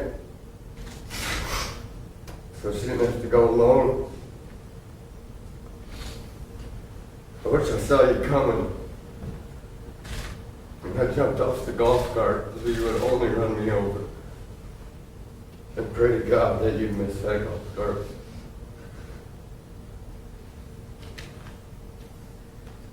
We did not get hit. We got ran through at 65 miles per hour. There's no way any four of us, any three of us should be alive. All four of us should have died that night. But I'm a firm believer Sam saved us. That's who she is. And she would have took one for all of us. Said, take me, save these guys. The guilt with that I live with every single second of every day is unbearable. You took the greatest human being I've ever met.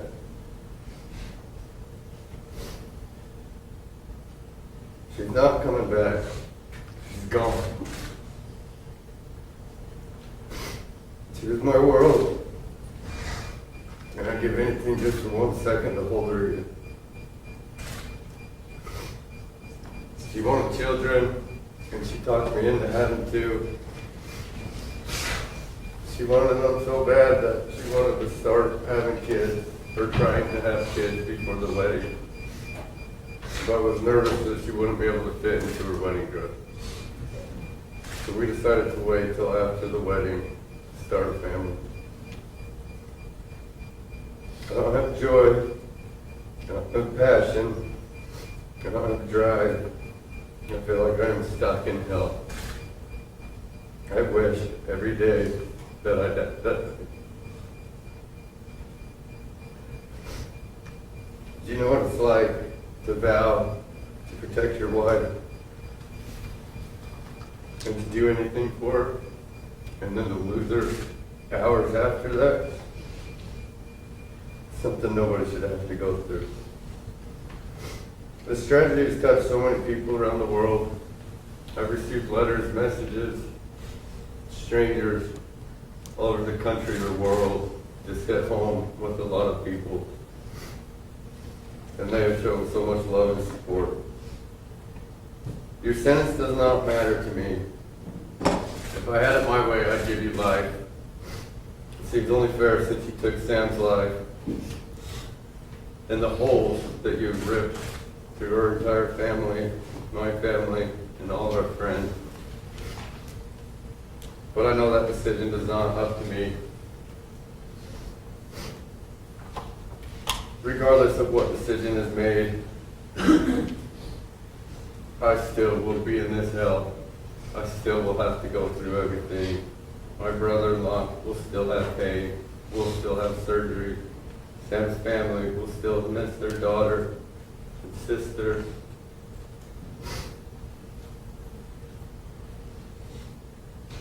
Sam was a light to all of us. And she was the wrong person to die that night. This is a quote from Sam's vows. She said, I will love you today, tomorrow, and until I take my last breath on this earth. I am forever yours. That was the hours before you killed her. Thank you for your time, Aaron. There's nothing further for State taking position on sentence. We'll leave that discretion for dealing with facts and circumstances of this case, essentially speak for themselves.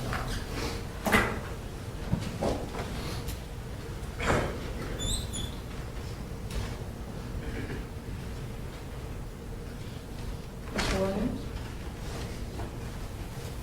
Your Honor, with the court's indulgence, I'd like to address the court in argument on behalf of Ms. Komoroski. Sure. Thank you. You may proceed.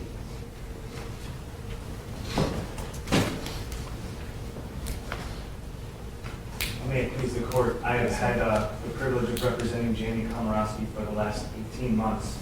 And before I get into my sentencing argument, I would just like to take a moment to truly express my deepest condolences to the Miller family, the Hutchinson family, the Garrett families. For my entire defense team, as well as the Komoroski family, we are truly regretful that you had to go through this. And I hope that your injuries will eventually clear up, and I'm so sorry that you have lost Samantha in your lives, and I mean that genuinely. Our entire defense team and the Komoroski family cannot fathom the pain that these lovely families are going through. And while we know it's never enough, we genuinely convey those deepest sympathies and prayers. And I want the court and everyone in the courtroom to know that Jamie has heard the calls for punishment. And as you will soon hear, she recognizes those calls are justified. Punishment is one cornerstone of our criminal justice system. And punishment is warranted here. No one is contesting that. Most importantly, Jamie. And we also recognize that punishment serves deterrence purposes. It ensures that people are accountable for crimes that are committed, especially those that, like in this case, involve victims. Here has been highlighted a beautiful bride lost her life, and several were seriously injured. And that's, as I mentioned, that is not lost upon me, the Komoroskis, or our entire defense team, Your Honor. We also just respectfully ask this court to equally consider various other sentencing factors that are likewise cornerstones to the criminal justice system. Factors that we submit are material of fashioning an appropriate sentence here. And those factors necessarily include Jamie's history, her character, her rehabilitative potential, which must be equally weighed with the needs to protect society, to deter, and to punish. It is my hopeful goal to convey to this honorable court that there is more to Jamie than just the person who committed these terrible crimes and who made these terrible decisions on April 28th. Jamie is a 27-year-old girl who stands before this court with no prior criminal offenses. She's never before been charged with a crime, save a couple minor traffic violations, never even been disciplined for a single infraction. Through her entire life, Jamie has maintained a warm and caring outlook on life for all those around her.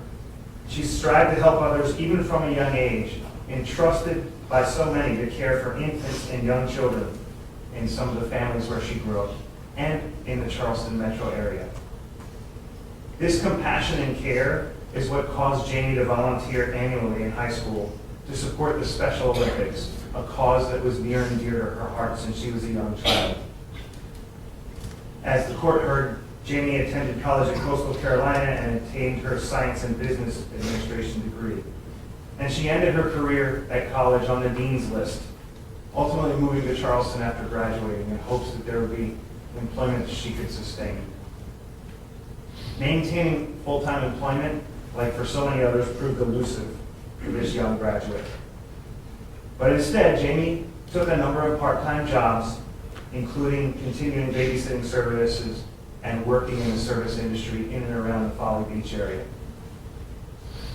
Now, sadly, since her college graduation, Your Honor, Jamie has struggled with the demons of alcohol abuse. That is obviously clear here today. And this is something that has likewise challenged her extended family. Jamie was abusing alcohol on a near daily basis, and oftentimes well over in excess. And her addiction, I want to make this point very clearly to the court.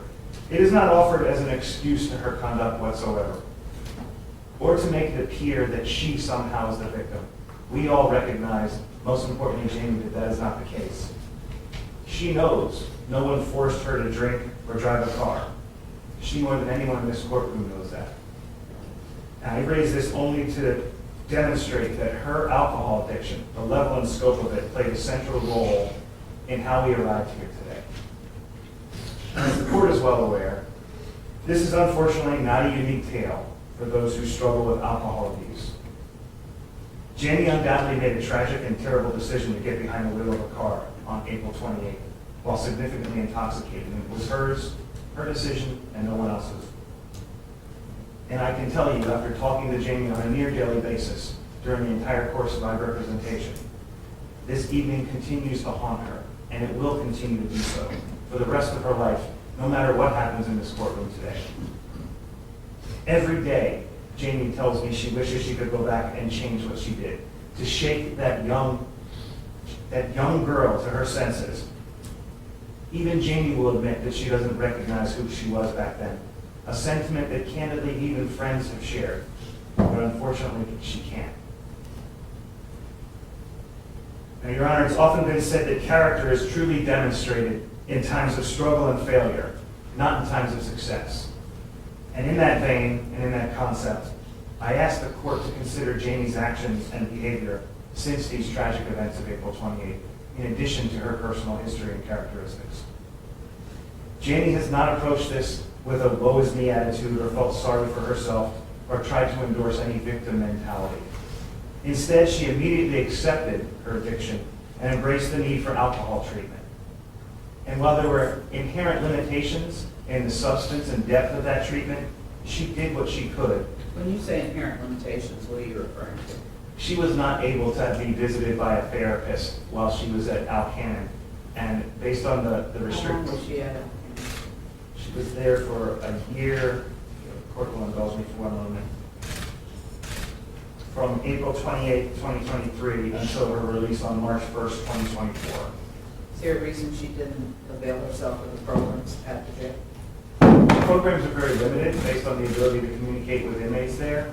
No, there's a peer program, the 16 weeks that's available. Someone could have asked that it be ordered.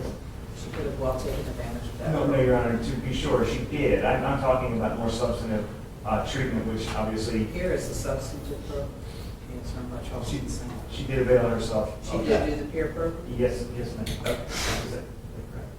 Excuse me, Your Honor, 1 second. Did she do the peer program, Mr. Williams? Is the peer program? It's an acronym, PIER. It's a substance abuse intensive program that's 16 weeks at the jail. It's offered by Charleston Center.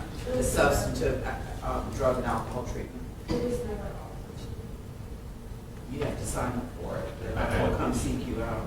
Yeah. I do not. So she did not. Okay.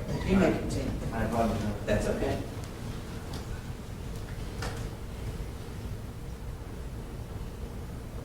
Jamie, as the court heard, she's been participating in AA meetings while detained at Alcannon, and since her release to restricted house arrest, in participating in meetings 6 days a week.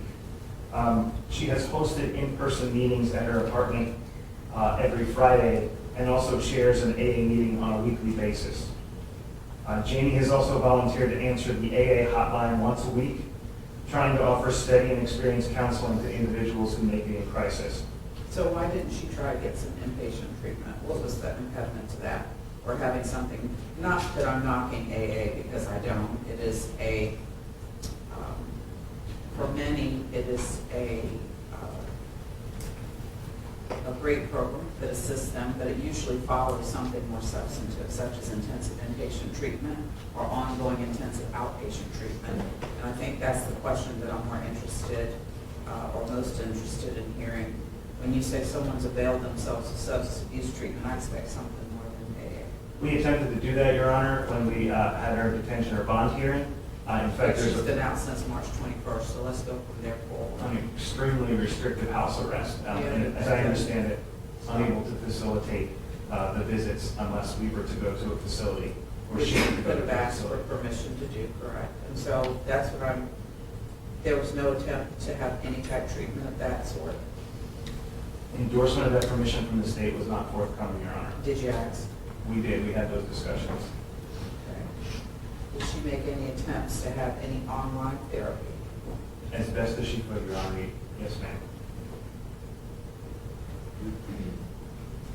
You may continue. Thank you. You're welcome. While detained at Alcannon, she obtained a professional skills credential from South Carolina Works in digital literacy while she was detained. And following her release under the House release conditions, as she alluded to, she's been working 2 jobs, trying to continue to be a contributing member as best as she could under those circumstances to society. She worked remotely as a web designer, and then one colleague through AA was so compelled by her that she hired her as a remote digital marketing assistant, which I am told is a job that she can avail herself of ultimately when she is released. As you'll soon hear from Jamie herself, she deeply regrets these decisions that she made on April 28th. And since the day we were retained, she's been heartbroken for Samantha, Aric, and the families that were involved in this ever since the crash. It's important, and I know she wants me to express this, that she is a daughter and sister, and she has, since day one, expressed her sorrow and remorse for the actions that she committed. This has been Jamie's goal and intention ever since we were retained. But on the advice of counsel, we recommended that she hold back on that. There was a period of time where discovery was not available for a while, and any delay in this guilty plea should be attributed solely to our obligation, our ethical and professional obligation to explore defenses and mitigation possibilities, not because of Jamie's failure or unwillingness to plead guilty and exhibit remorse and accept her responsibility. One instance, as attached in our sentencing memorandum, related to a time where we needed to retain a blood alcohol forensics toxicologist to review the state's findings, and we have attached counter findings to that. Did you all provide a hard copy of the mitigation packet that you provided to the court, to my law clerk today? Mr. Williams indicated he planned to bring one with him. Yes, Your Honor, we have one. And do you wish to have that filed? We have Or did you already file them? We have a redacted version of it filed and a redacted version of it. Yes.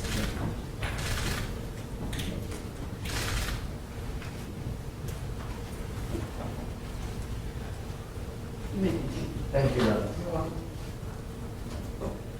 Honor. As I referenced, we included findings of our forensics toxicologist who was retained on behalf of the defense, but I want to emphasize that regardless of that lower BAC, Jamie recognizes the gravity of her crimes and has consistently shown unabated remorse for her actions. I offer that only for the court's consideration in the context of mitigation, and we certainly recognize that regardless, it is above the legal limit. Your Honor, taking all this together, we respectfully submit that Jamie has demonstrated and continue to demonstrate strong rehabilitative potential. And the prospect of her rehabilitation and restoration to a useful place in society, which are key legitimate interests of sentencing, is unquestionable. As you will hear from Jamie herself, she will never be an offender in the criminal justice system again. She continues to work on bettering herself and improving herself following these terrible acts. She helps others by sponsoring and paying her terrible story forward of what happened to these families and seizing any opportunity to help other alcoholics in an effort to prevent further unnecessary death or injury. So, Your Honor, we ask that you consider these sentencing factors equally with the obvious need for deterrence, protection, and punishment that has been alluded to. We have cited for the court's consideration as it sees fits numerous empirical studies that show that there is limited relationship between sentence length and general or specific deterrence. And it actually demonstrates that longer incarceration could potentially be counterproductive for the types of individuals who have no criminal history like Jamie. But again, I leave that to the court's consideration. As I open with, Jamie recognizes that she is due a punishment for her crimes today. The court, as you heard me say, she's been detained at Alcannon from April 28, 2023 until her release on March 1st, 2024. And since her release, she's been fully compliant with the terms of her monitored house arrest. Pursuant to South Carolina Code Section 241340, we respectfully ask that the court grant Jamie credit for her time served under strictly monitored house arrest, of which she's had no violations. And should the court agree with that request, it would give Jamie a total of approximately 580 days jail credit as of today, When was she released and placed on the monitor? March 1st, 2024.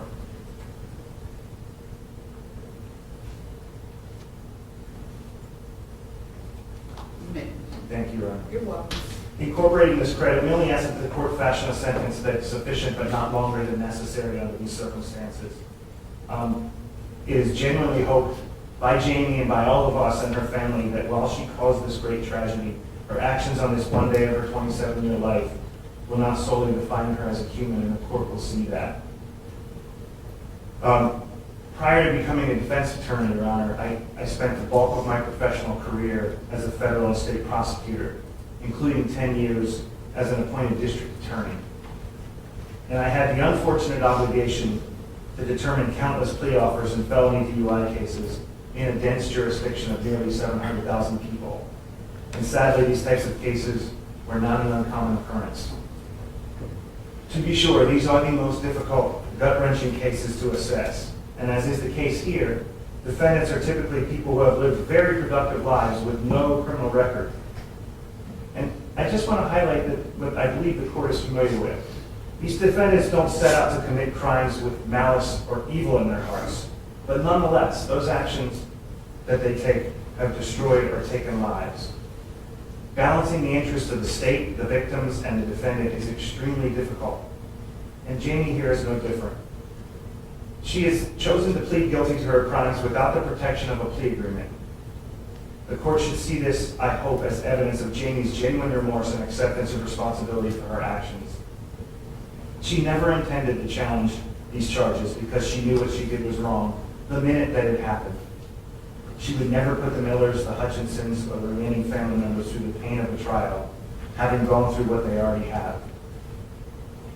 Your Honor, I say the last concept for what I submit is the most fundamental cornerstone of the criminal justice system, and that's mercy. Mercy is not often spoke of in the courtroom, but the courtroom is precisely where the place where mercy should exist, especially considering the nature of felony DUI cases where tragedy exists on both sides of the V. It is difficult to keep mercy at the forefront, especially when a beautiful life like Samantha's has been taken and wonderful people that stand and sit behind me have been through what they've been through. But I humbly submit this is where mercy plays the biggest part. Jamie and our defense team are not arguing for release. As stated, we recognize that punishment is warranted here.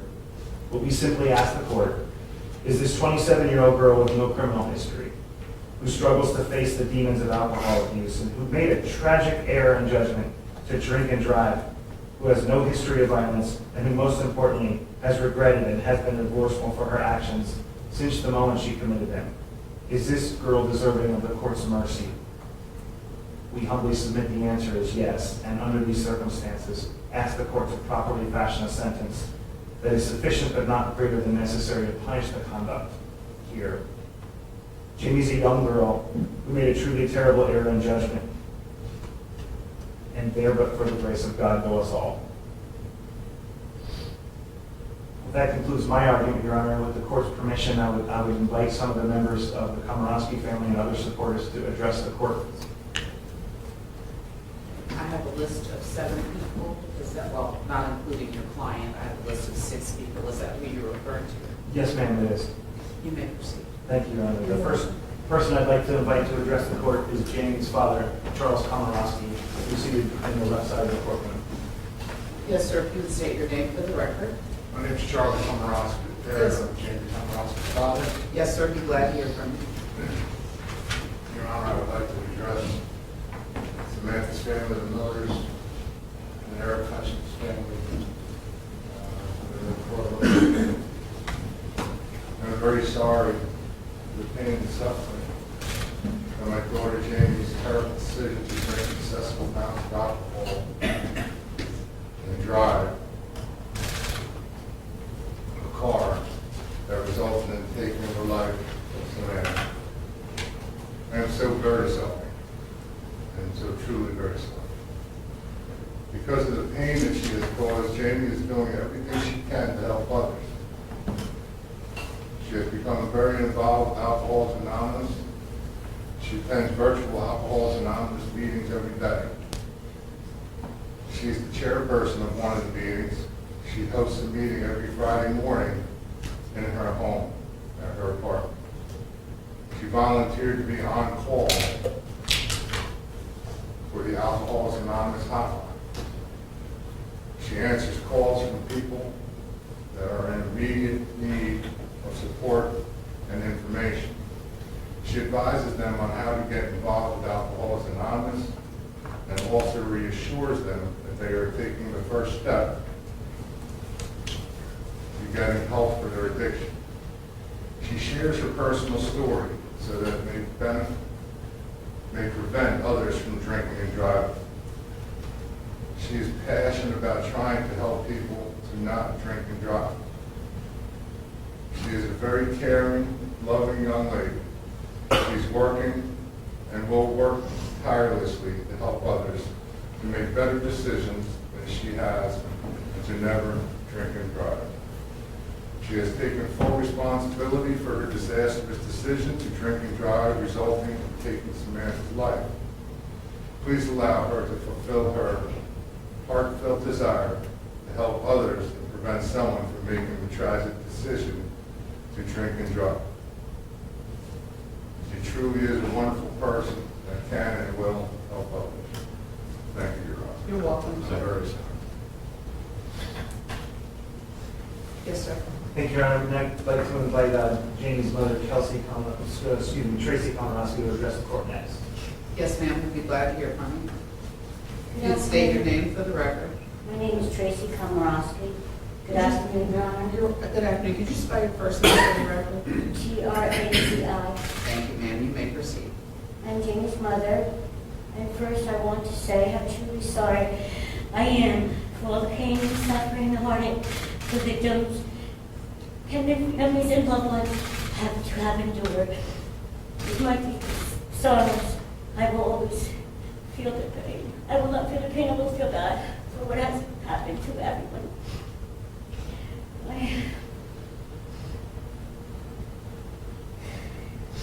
Jamie is compassionate, caring, generous, and a loving person.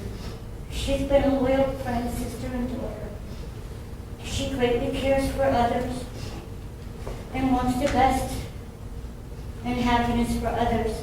This makes her happy. Jamie was a good student who graduated from Coastal Carolina College and made Dean's List. She chose to stay in South Carolina to live rather than come back home to New Jersey. A couple years after college, Jamie started to share with me that she had been suffering from anxiety and depression. We spoke about talking to someone and seeing a doctor, which she did. I often thought her anxiety and depression was due to being homesick and lonely and perhaps just as a daily stress of life.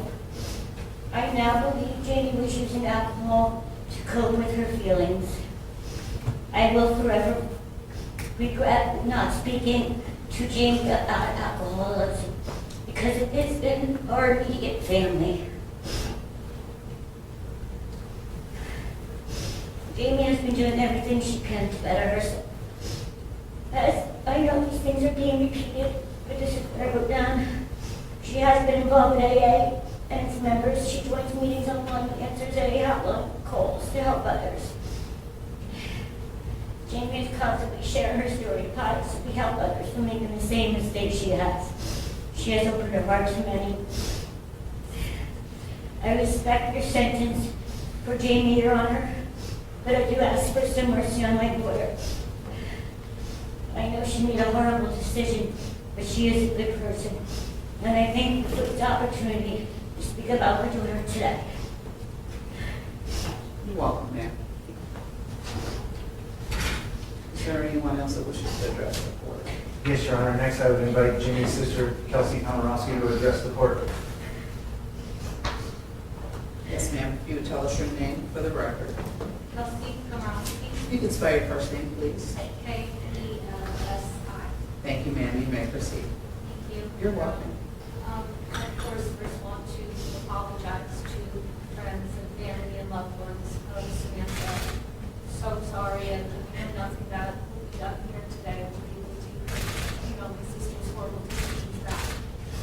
I wish there was a general. Ma'am, we need you to speak up for us, Oh, please. The sorry. court reporter can't hear you. I'm sorry. I wish there was a way to go back in time and change the horrible decisions that Jamie made that night. And I can only imagine the depth of your sorrow and your heartbreak. I am truly, truly sorry. I know a lot of people have spoken about what Jamie has done since being released and coming onto house arrest. And I think the biggest note here is that she's just taken as much action as she can. It was an action that caused a death, and I know she's going to vow and commit herself to facing actions out in the world that could hopefully right these wrongs in one way or another. She's here to help others through their struggles and to be more open about struggles of alcoholism. How you see it in your family and how you can prevent things from moving forward to something so devastating happening. I love Jerry very much, and I'm sure that's hard for some people to hear, but I've known her her whole life. She's not a bad person. She won't wish harm on anybody.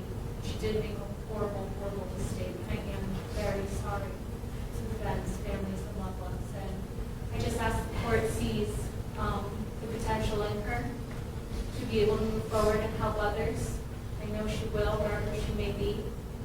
And I just thank you for your time today. You're welcome. Yes, sir. Thank you, Your Honor. Next, I invite Kim Walters to address the court. You would state your name for the record. That's Kimberly Walters. You may proceed. First of all, I'm deeply sorry for the loss of Samantha, as well as the financial implications, as well as the risk implications of the family. My name is Kimberly Walters, and I'm a sober member of Alcoholics Anonymous. I've been attending NEA for many years. I take meetings to the jail, and that's where I met the defendant, Jamie. I met her in May 2023. She was extremely sad when I met her, and she didn't grasp the situation. While in Jamie, she had limited access to counseling while she was in jail, but she did attend the AA meetings that we brought in from the outside. We provided her with a big book, and she started to go through it with some of the members within her community and read the big book as well. When she was released on house arrest, she reached out to me through some of the Zoom meetings and asked me to be her sponsor, and I'm glad they accepted. As her sponsor, I met with Jamie twice a week at her apartment, where we went to the big book. We began working the 12 steps of AA. And AA is not just a fellowship, it is a way of life. It's a way of life for me and many others to keep me sober. I work with other alcoholics. She has taken complete action for accountability for her actions, and she's made amends where she can. Jamie approaches part of the process through fearless and determination to turn her life around and take responsibility for her actions. She made the direct amends where she could, and she took on a path of honesty and integrity. Through her involvement in AA, we've heard of all the great things she's done, whether it be hosting meetings at her home, reaching out to other alcoholics, or sharing her story so this tragic accident will not repeat itself. In addition to recovery efforts, she's also found a part-time job using her education to better herself and care for herself. This opportunity has allowed her to get back to the community by advancing her career. She's passionate about helping others, as we've heard, and helping other local run businesses and helping other women and alcoholics. As we all know, what has occurred is a tragic accident as a result of the disease of alcoholism. While there's no true way to right this wrong, Jamie is deeply remorseful of her past actions, and I care for her. She was my own daughter. She's thoughtful, kind, and compassionate. This tragic experience has unfortunately awakened her and had her claim that she's now an alcoholic, and she's now embraced the principles of AA. In my many years of Alcoholics Anonymous, I have worked with many sponsees. That's part of this program. You can't get sober alone. You do it with others. We continue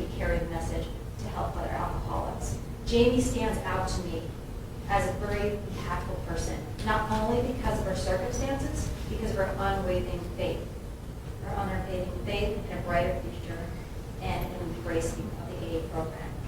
Jamie is ready to make amends for the life she took and for all those that were affected. She's accepted whatever the judicial system imposes on her and tends to face this with dignity and sobriety. I'm incredibly proud of her, and although she's remorseful for her choices, she is an alcoholic and she was sick. She did not make this decision consciously or sanely when she was drunk. She made the choice to drink, but unfortunately in alcoholism, this is a deadly disease and we make very poor choices.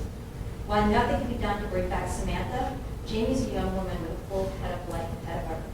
She's already on the way to changing her life around, and adding many, many years of sentence might be reckless as well. I have 2 teenage daughters, and while I would be devastated if something happened to them, I would hate for another life to be taken away for a lengthy sentence. I strongly believe that our AA community and the broader society will be better off with her actively contributing as a member, and I pray for mercy and leniency. I thank you for considering my words. You're welcome, Mary. Yes. Thank you, Your Honor. Next, I would like to invite the Director of the Charleston Recovery Center, Jennifer Pett, to address the court. Good afternoon. Good afternoon. If you would tell us your name for the record. My name is Jennifer Pett, Jennifer, P-E-T-T. Thank you. You may proceed. I have had a lot of tears for both families involved in this, and a lot of prayers for both sides of it. There's no easy way and no easy solution for anybody in this courtroom.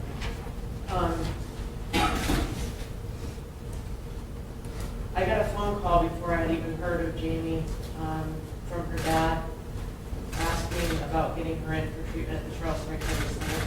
I know that she had wanted to get help for her alcoholism. I guess it was shortly after the accident. I don't watch the news. I didn't know anything about that. I didn't know her. I didn't know her dad. But I knew that her dad was reaching out for help. I later found out who he was calling about. It was Jamie. And I was invited to the bond hearing where the family and her attorneys had hoped to get her enrolled in the Charleston Recovery Center for a residential long-term inpatient recovery center, and they wanted to have Jamie come there. It didn't work out with the decision of the court, but shortly after Jamie was released on her bond, she reached out to me, and I know that she reached out to several other women at AA and tried to get some sort of recovery going from where she was standing. She wasn't sure how that worked. It sounded like she had found a wonderful sponsor. She checked in with me several times since she's been on house arrest. She's been making good progress with her sponsor. Alcoholics, I'm a recovered alcoholic myself. My sober date is April 21 of 2019. And I've been on the side of the law where, the courts, where I was facing time. And I know that from that side of it, God can use us wherever we can go. Whether it's this courtroom, whether it's jail, whether it's home. In Jamie's case, she has thoroughly embraced the steps. You're right, Your Honor, you can't go to AA and expect to stay sober. You have to thoroughly walk this path. You have to thoroughly invest yourself in this program and work these steps. Jamie has worked all the steps, and a huge part of this program is continuing to pass on this message to other alcoholics. And her story is powerful. Working in the recovery community, I've seen a lot of tragedy. It's a heartbreaking field to be in, but it's also very rewarding because I've had the benefit of seeing people like Jamie turn their lives around and carry this message to help countless other people that came in behind them.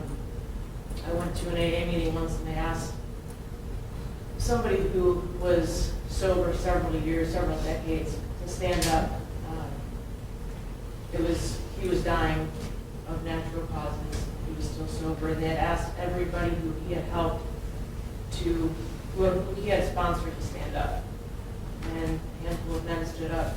And then they told those men to keep standing, and the people that were sponsored by those men to stand up, and more people stood up. And then those people who they sponsored to stand up. And eventually, out of about 150 people in the room, everybody was standing except for a couple people who hadn't had a chance to embrace this as Alcoholics Anonymous. And the ripple effect of what Jamie's story is and how it can heal people and help others, she may deserve a punishment. But the people that she can help don't deserve to die. I believe that. Thank you, Your Honor. You're welcome. Yes, sir. Thank you, Your Honor. Last week, having Jamie's brother, C.J. Komoroski, to address the court.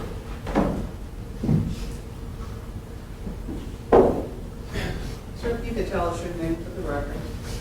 My name is C.J. Komoroski. You may proceed. Good afternoon, Your Honor. Good afternoon. To Mr. and Miss Miller and to Aric, I'm so sorry for what you lost and what you will not get back. I'll carry this day with me as a reminder to forever and always be careful and think twice to make sure nothing like this will ever happen again. I wholeheartedly believe in my sister Jamie that she truly does feel the same way. I trust her. I'm confident in her beliefs and her abilities to make something right out of all this. That is all. Thank you all for your time. Thank you. Yes, sir. Thank you, Your Honor. With the court's permission, I would like to invite Jamie up to address the court.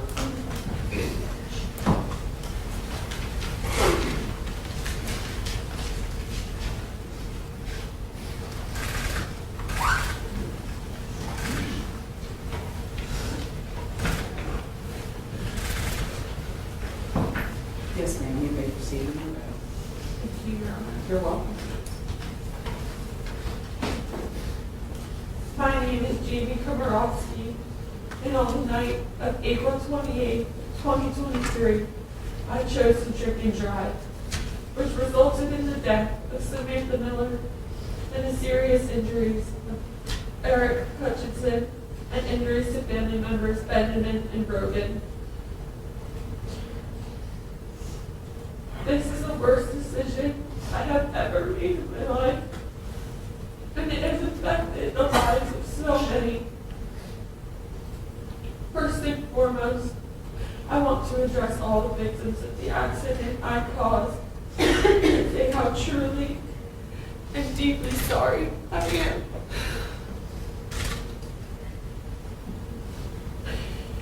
Due to my poor decisions, a beautiful life was taken. A wife, sister, daughter, and friend of many is no longer with us. And for that, while I know an apology will fix nothing, all I can say is how incredibly remorseful I am.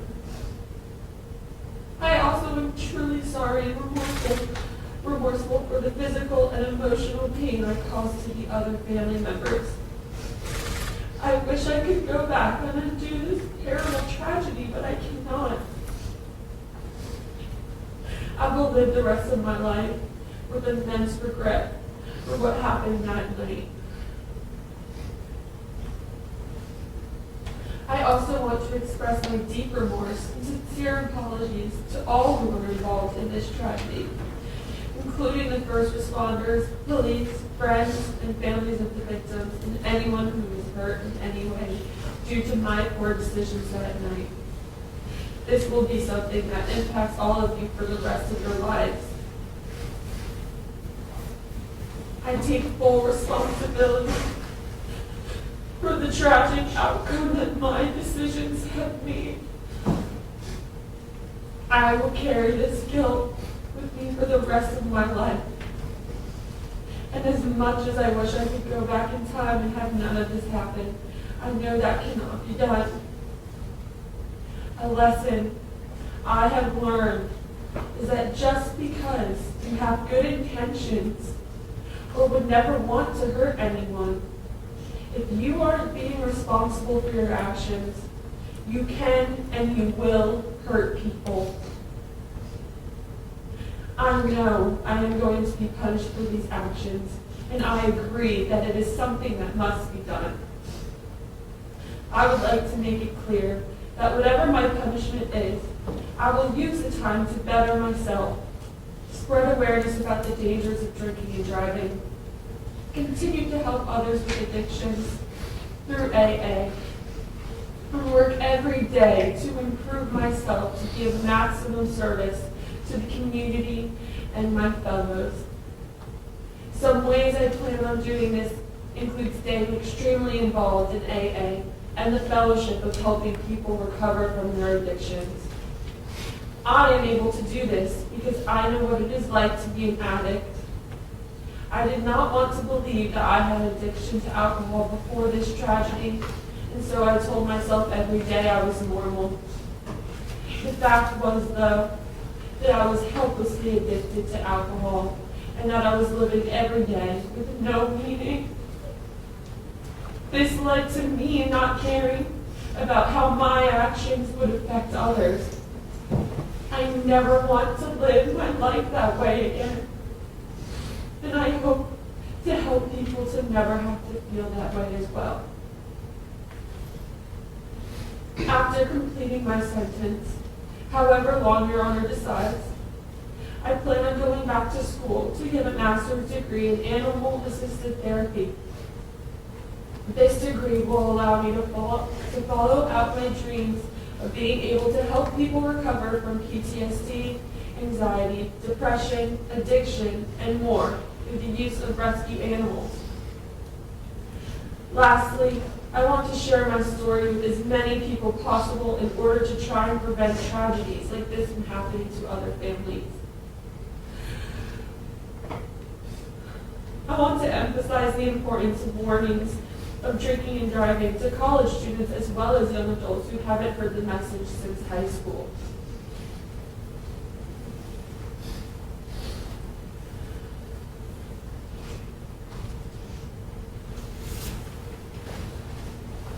It is vital that the warnings of drinking and driving don't stop after the age of 18.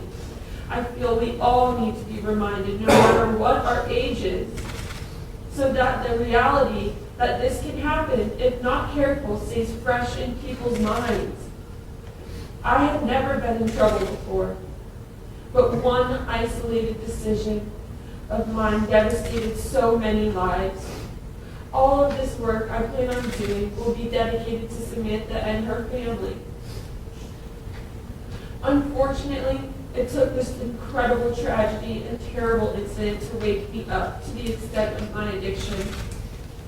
I hope to help people wake up and rehabilitate before it's too late. Because every single decision we make has consequences. And knowing you have taken a beautiful life from this world is something I will live with every moment of every day going forward. A life that should have lived on to fulfill all of her dreams and ambitions, who would have helped so many people in her life, all because of my own inconsiderate and thoughtless actions. I want the last thing that I say to be that from the very bottom of my heart, with every fiber in my being, how sorry I am, and that I take full responsibility for my actions. Hopefully one day you will be able to forgive me, but I know forgiveness must be earned. Regardless of whether that day ever comes, please know that I will always be devastated, deeply ashamed, and terribly sorry for what I have done. I pray God stands by the side of my victims and their family and loved ones for the rest of their lives. Thank you.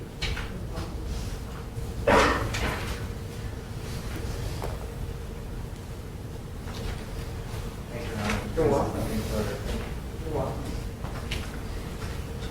Anything from the state? I would like to hear from the state regarding the defense request for credit for home detention pursuant to 241340 for her house arrest. Thank you, Your Honor. You're welcome. Please, the court. Yes, the state's opposed to that credit, although. Tell me why. Well, Your Honor, the state's position is that pretrial detention, incarcerations, manifestly different than being at home, being able to What does spend. the statute say though, and what does the legislature say about the statute? Why did they amend the statute? The statute leaves it in the court's discretion, an understanding that it's the court's decision to make. I'm just conveying the position of the state. That, although it is in your discretion, it is, it may be granted according to statute, that the state sees that pretrial detention is different than house arrest. What was, it's my understanding, and I don't have the bond order in front of me, and I apologize in advance for that because I should have it in front of me so that I'd be able to refer to it. Not your fault, of course, or your responsibility. But doesn't the statute speak to these type situations where someone is on strict house arrest where they're not allowed to leave their residence, and but for the fact that they are at home, they basically are incarcerated, and that's why the statute was amended? It speaks to 1340 does speak to that under for conditions where one is under strict house arrest, credit may be given in the discretion of the court essentially. I think that if you look at the legislative history, that's what the legislature contemplated, and that's why the statute was amended. Do you have any indication that she was allowed to leave her house during the period of, I believe what your lawyer said, she was released on March? She was released March 1 of 2024, Your Honor. And do you have any indication that she was allowed to leave her house, or was she strictly confined to her residence on a GPS? Your Honor, according to bond order, she was strictly confined. She was able to leave, and with the understanding of the state for the SLED mandated maintenance of the GPS monitor. And to see her lawyer and for emergent medical situations, correct? That's generally. It was for medical emergencies, was the permission of the court from the bond order. And when was that bond order established? When was it? The hearing was August 1st, 2023, Your Honor. And when was the order issued? It was issued immediately afterwards. I don't know exactly the filing date, but it was drafted and then filed. Was it Judge Nelson? It was.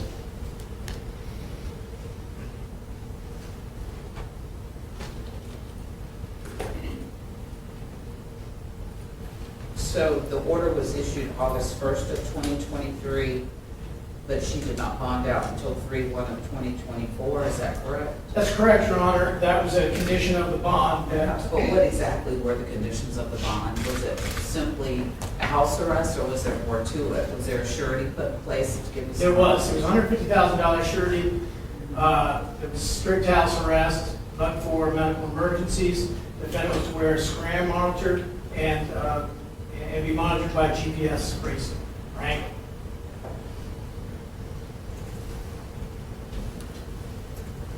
And then by consent, we modified that. I apologize. So she was allowed, in the initial order, she was allowed to leave her house for what purposes? Medical emergencies, Your Honor. And that was it? That was it, yes, Your Honor. And then you said you all consented to? We consented to an amendment that allowed her to leave pursuant to the requirements of SLED maintenance on the GPS. So she had to go someplace in New Jersey to have them maintain the monitor, or how did that work? No, that was local, Your Honor. That was, her bond was posted by Bad Boys Bail Bonds. And So she never left South Carolina, is that what you're That's doing? correct. She had to maintain a residence in Charleston County. Okay, that gives me the clarity I need. So she had to go to where'd she have to go for the maintenance on the monitor? To, I believe it's Somerville. That would have been the monitoring agency's office. She did that every once a month. And prior to that, it was every 90 days to check the battery on the scram monitor. And I have that order, and I have the modified order. I don't have the original order from Judge Reynolds. But I signed the original modified order on May 17th of 2024. And what you all agreed to was $150,000 surety, electronic monitoring and house arrest, permitted to leave residence for medical emergencies, or as directed by prior orders of the court, where scram monitor must reside in Charleston County and must surrender her passport. That's correct, Your Honor.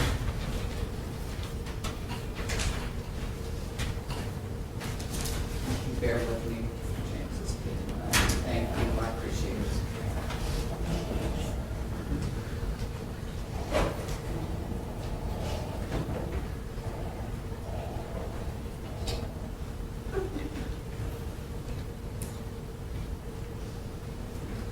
So original bond order was entered March 1st of, when I say original, I mean by circuit judge, March 1st of 2024. And that was by Judge Nettles, and what he indicated was, and that was, it was signed 2/29 of 2024, but it was issued March 1 of 2024.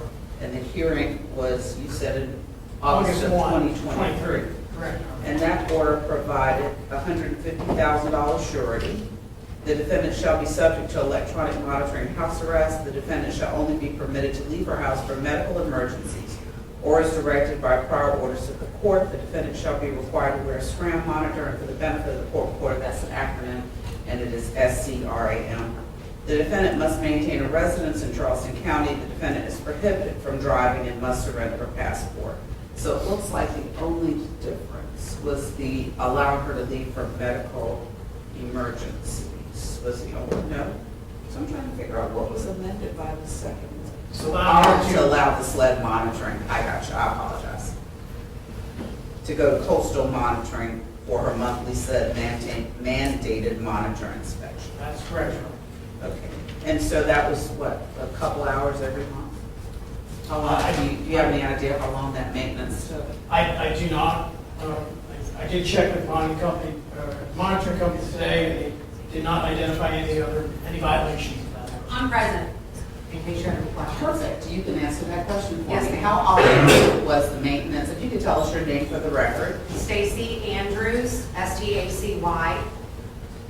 And you were with Bad Boys? No, ma'am. My company is Coastal Carolinas Monitoring LLC.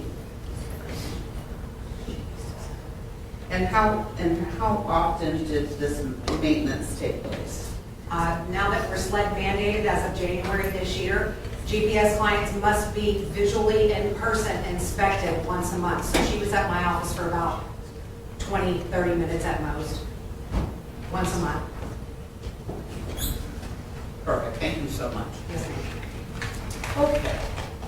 I'm sorry, you may continue your argument regarding whether, regarding the request for credit for monitored house arrest pursuant to 241340. I don't think I have any further on that, Honor. Will you tell me again why you feel it should not be awarded? It's the state's position that although contemplated by the legislature, it is inherently manifestly different to be incarcerated within the jail system versus being at home. You're saying the house arrest system, when they modified the statute, that was their intention, that you only get credit when you're in the jail? That the credit is at the discretion of the court, Your Honor. And the state's position is that that should not be granted. However, again, it's at the discretion of the court. Anything further from the state regarding any response to the defense argument on sentencing? Only as Your Honor pointed out, the only amendment to the bond, the only amendment sought for the bond was to maintain the GPS monitor. There was no, although there were discussions that were referenced regarding substance abuse treatment, that would have been, and that was conveyed, that's a discussion, that's a determination of the court, that was never sought. Are you saying that she never sought permission to go to intensive inpatient or outpatient treatment? Not from the court, Your Honor, no. And that's not a question. Did she ever ask for y'all's permission to do that? And is her counsel correct in his representation to the court that y'all were not amenable to that request? It would have been via consent, we were not. All right. Anything further, Mr. Finch? No, Your Honor. We all have been sitting over 2 hours. I think it would be appropriate for us to take about a 5-minute break. I need to think for a couple minutes, after which we'll resume. It is now 3:49. Was 5 minutes? Y'all know I don't count well. 3:54, Your Honor. We'll be back at 3:54.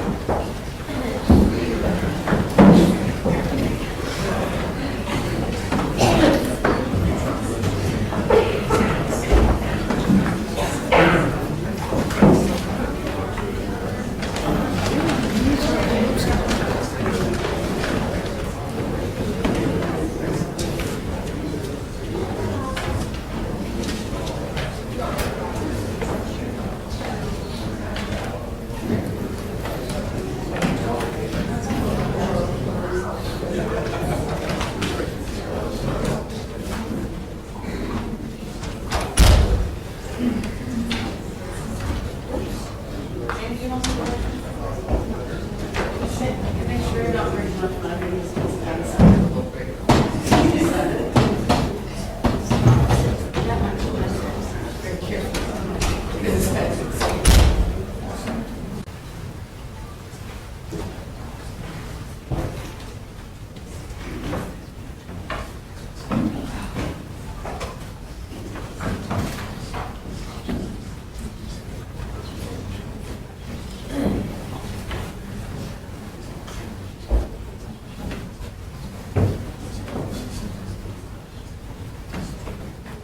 Y'all can be seated.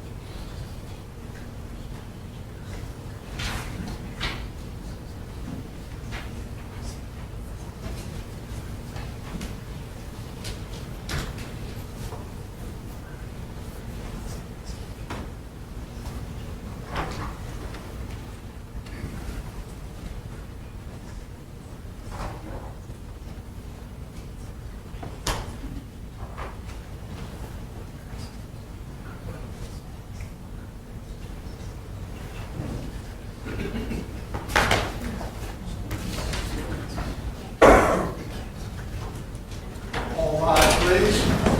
You may be seated. The defendant will stand for sentence. I've listened very intently to everything that has been presented to the court, and I have taken into consideration the mitigation that has been presented. And based on what has been presented to the court, I find the following appropriate in the nature of sentencing. On the offense of reckless driving, reckless homicide, which is 2023 GS 103895, you're sentenced to the State Department of Corrections for a period of 10 years and $5,000, provided upon the service of 10 years.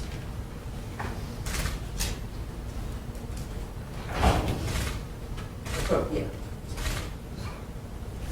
On both counts of felony DUI, great bodily injury, you're sentenced to the State Department of Corrections for a period of 15 years and $5,100, provided upon the service of 15 years. And on the offense of felony DUI with death, you're sentenced to the State Department of Corrections for a period of 25 years and $10,100, provided upon the service of 25 years. These sentences are concurrent with one another. You'll get credit pursuant to 241340 if that becomes applicable. And I think it is appropriate, and I queried Mr. Finch for a particular reason. It was not random. Our state legislature, in their infinite wisdom, amended 241340 to allow for time spent on monitored house arrest. And it was contemplated that a person get credit when they are basically in jail at home. And based on how Ms. Komoroski's home detention was structured, she was in jail, but for being at home. And I think it is appropriate that she receive credit for any time served on monitored house arrest or home detention. Those terms in my mind are interchangeable. from the period of 3/1/2024 through the present, and we'll calculate that and place it on her sentencing sheets. Again, these sentences are concurrent. I've ordered the ATU if that is available to her, and she will get credit for any time served pursuant to 24-13-40. Thank you all for your time and your attention today. Have a good afternoon. And I will leave the clearance of the courtroom to security, so I would ask that everyone stay in place and allow Major Bernstead and those who are assisting him. Ma'am, you may want to leave any valuables you have with your family. Leave that to them, so I would ask that everyone stay seated until the security does what they need to do in terms of clearing the courtroom. And if Mr. Curry at this point are present, as soon as y'all get through doing that, if y'all could bring him in so we can take care of his matter as well.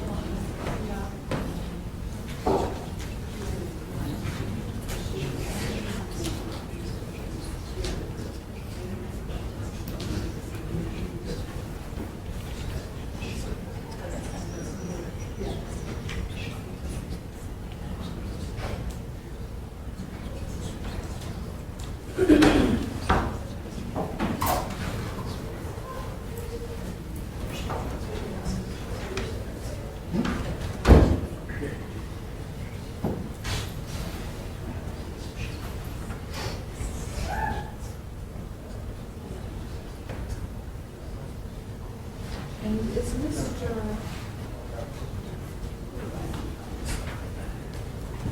Do we know where Mr. Cooper and, I'm trying to think who's on the other side of that case. Is it Mr. Frazier? Yeah, are they? I don't know if they're here, I can send a message. Could you find out for me? That would be very Yes, nice. Your Honor. I appreciate it.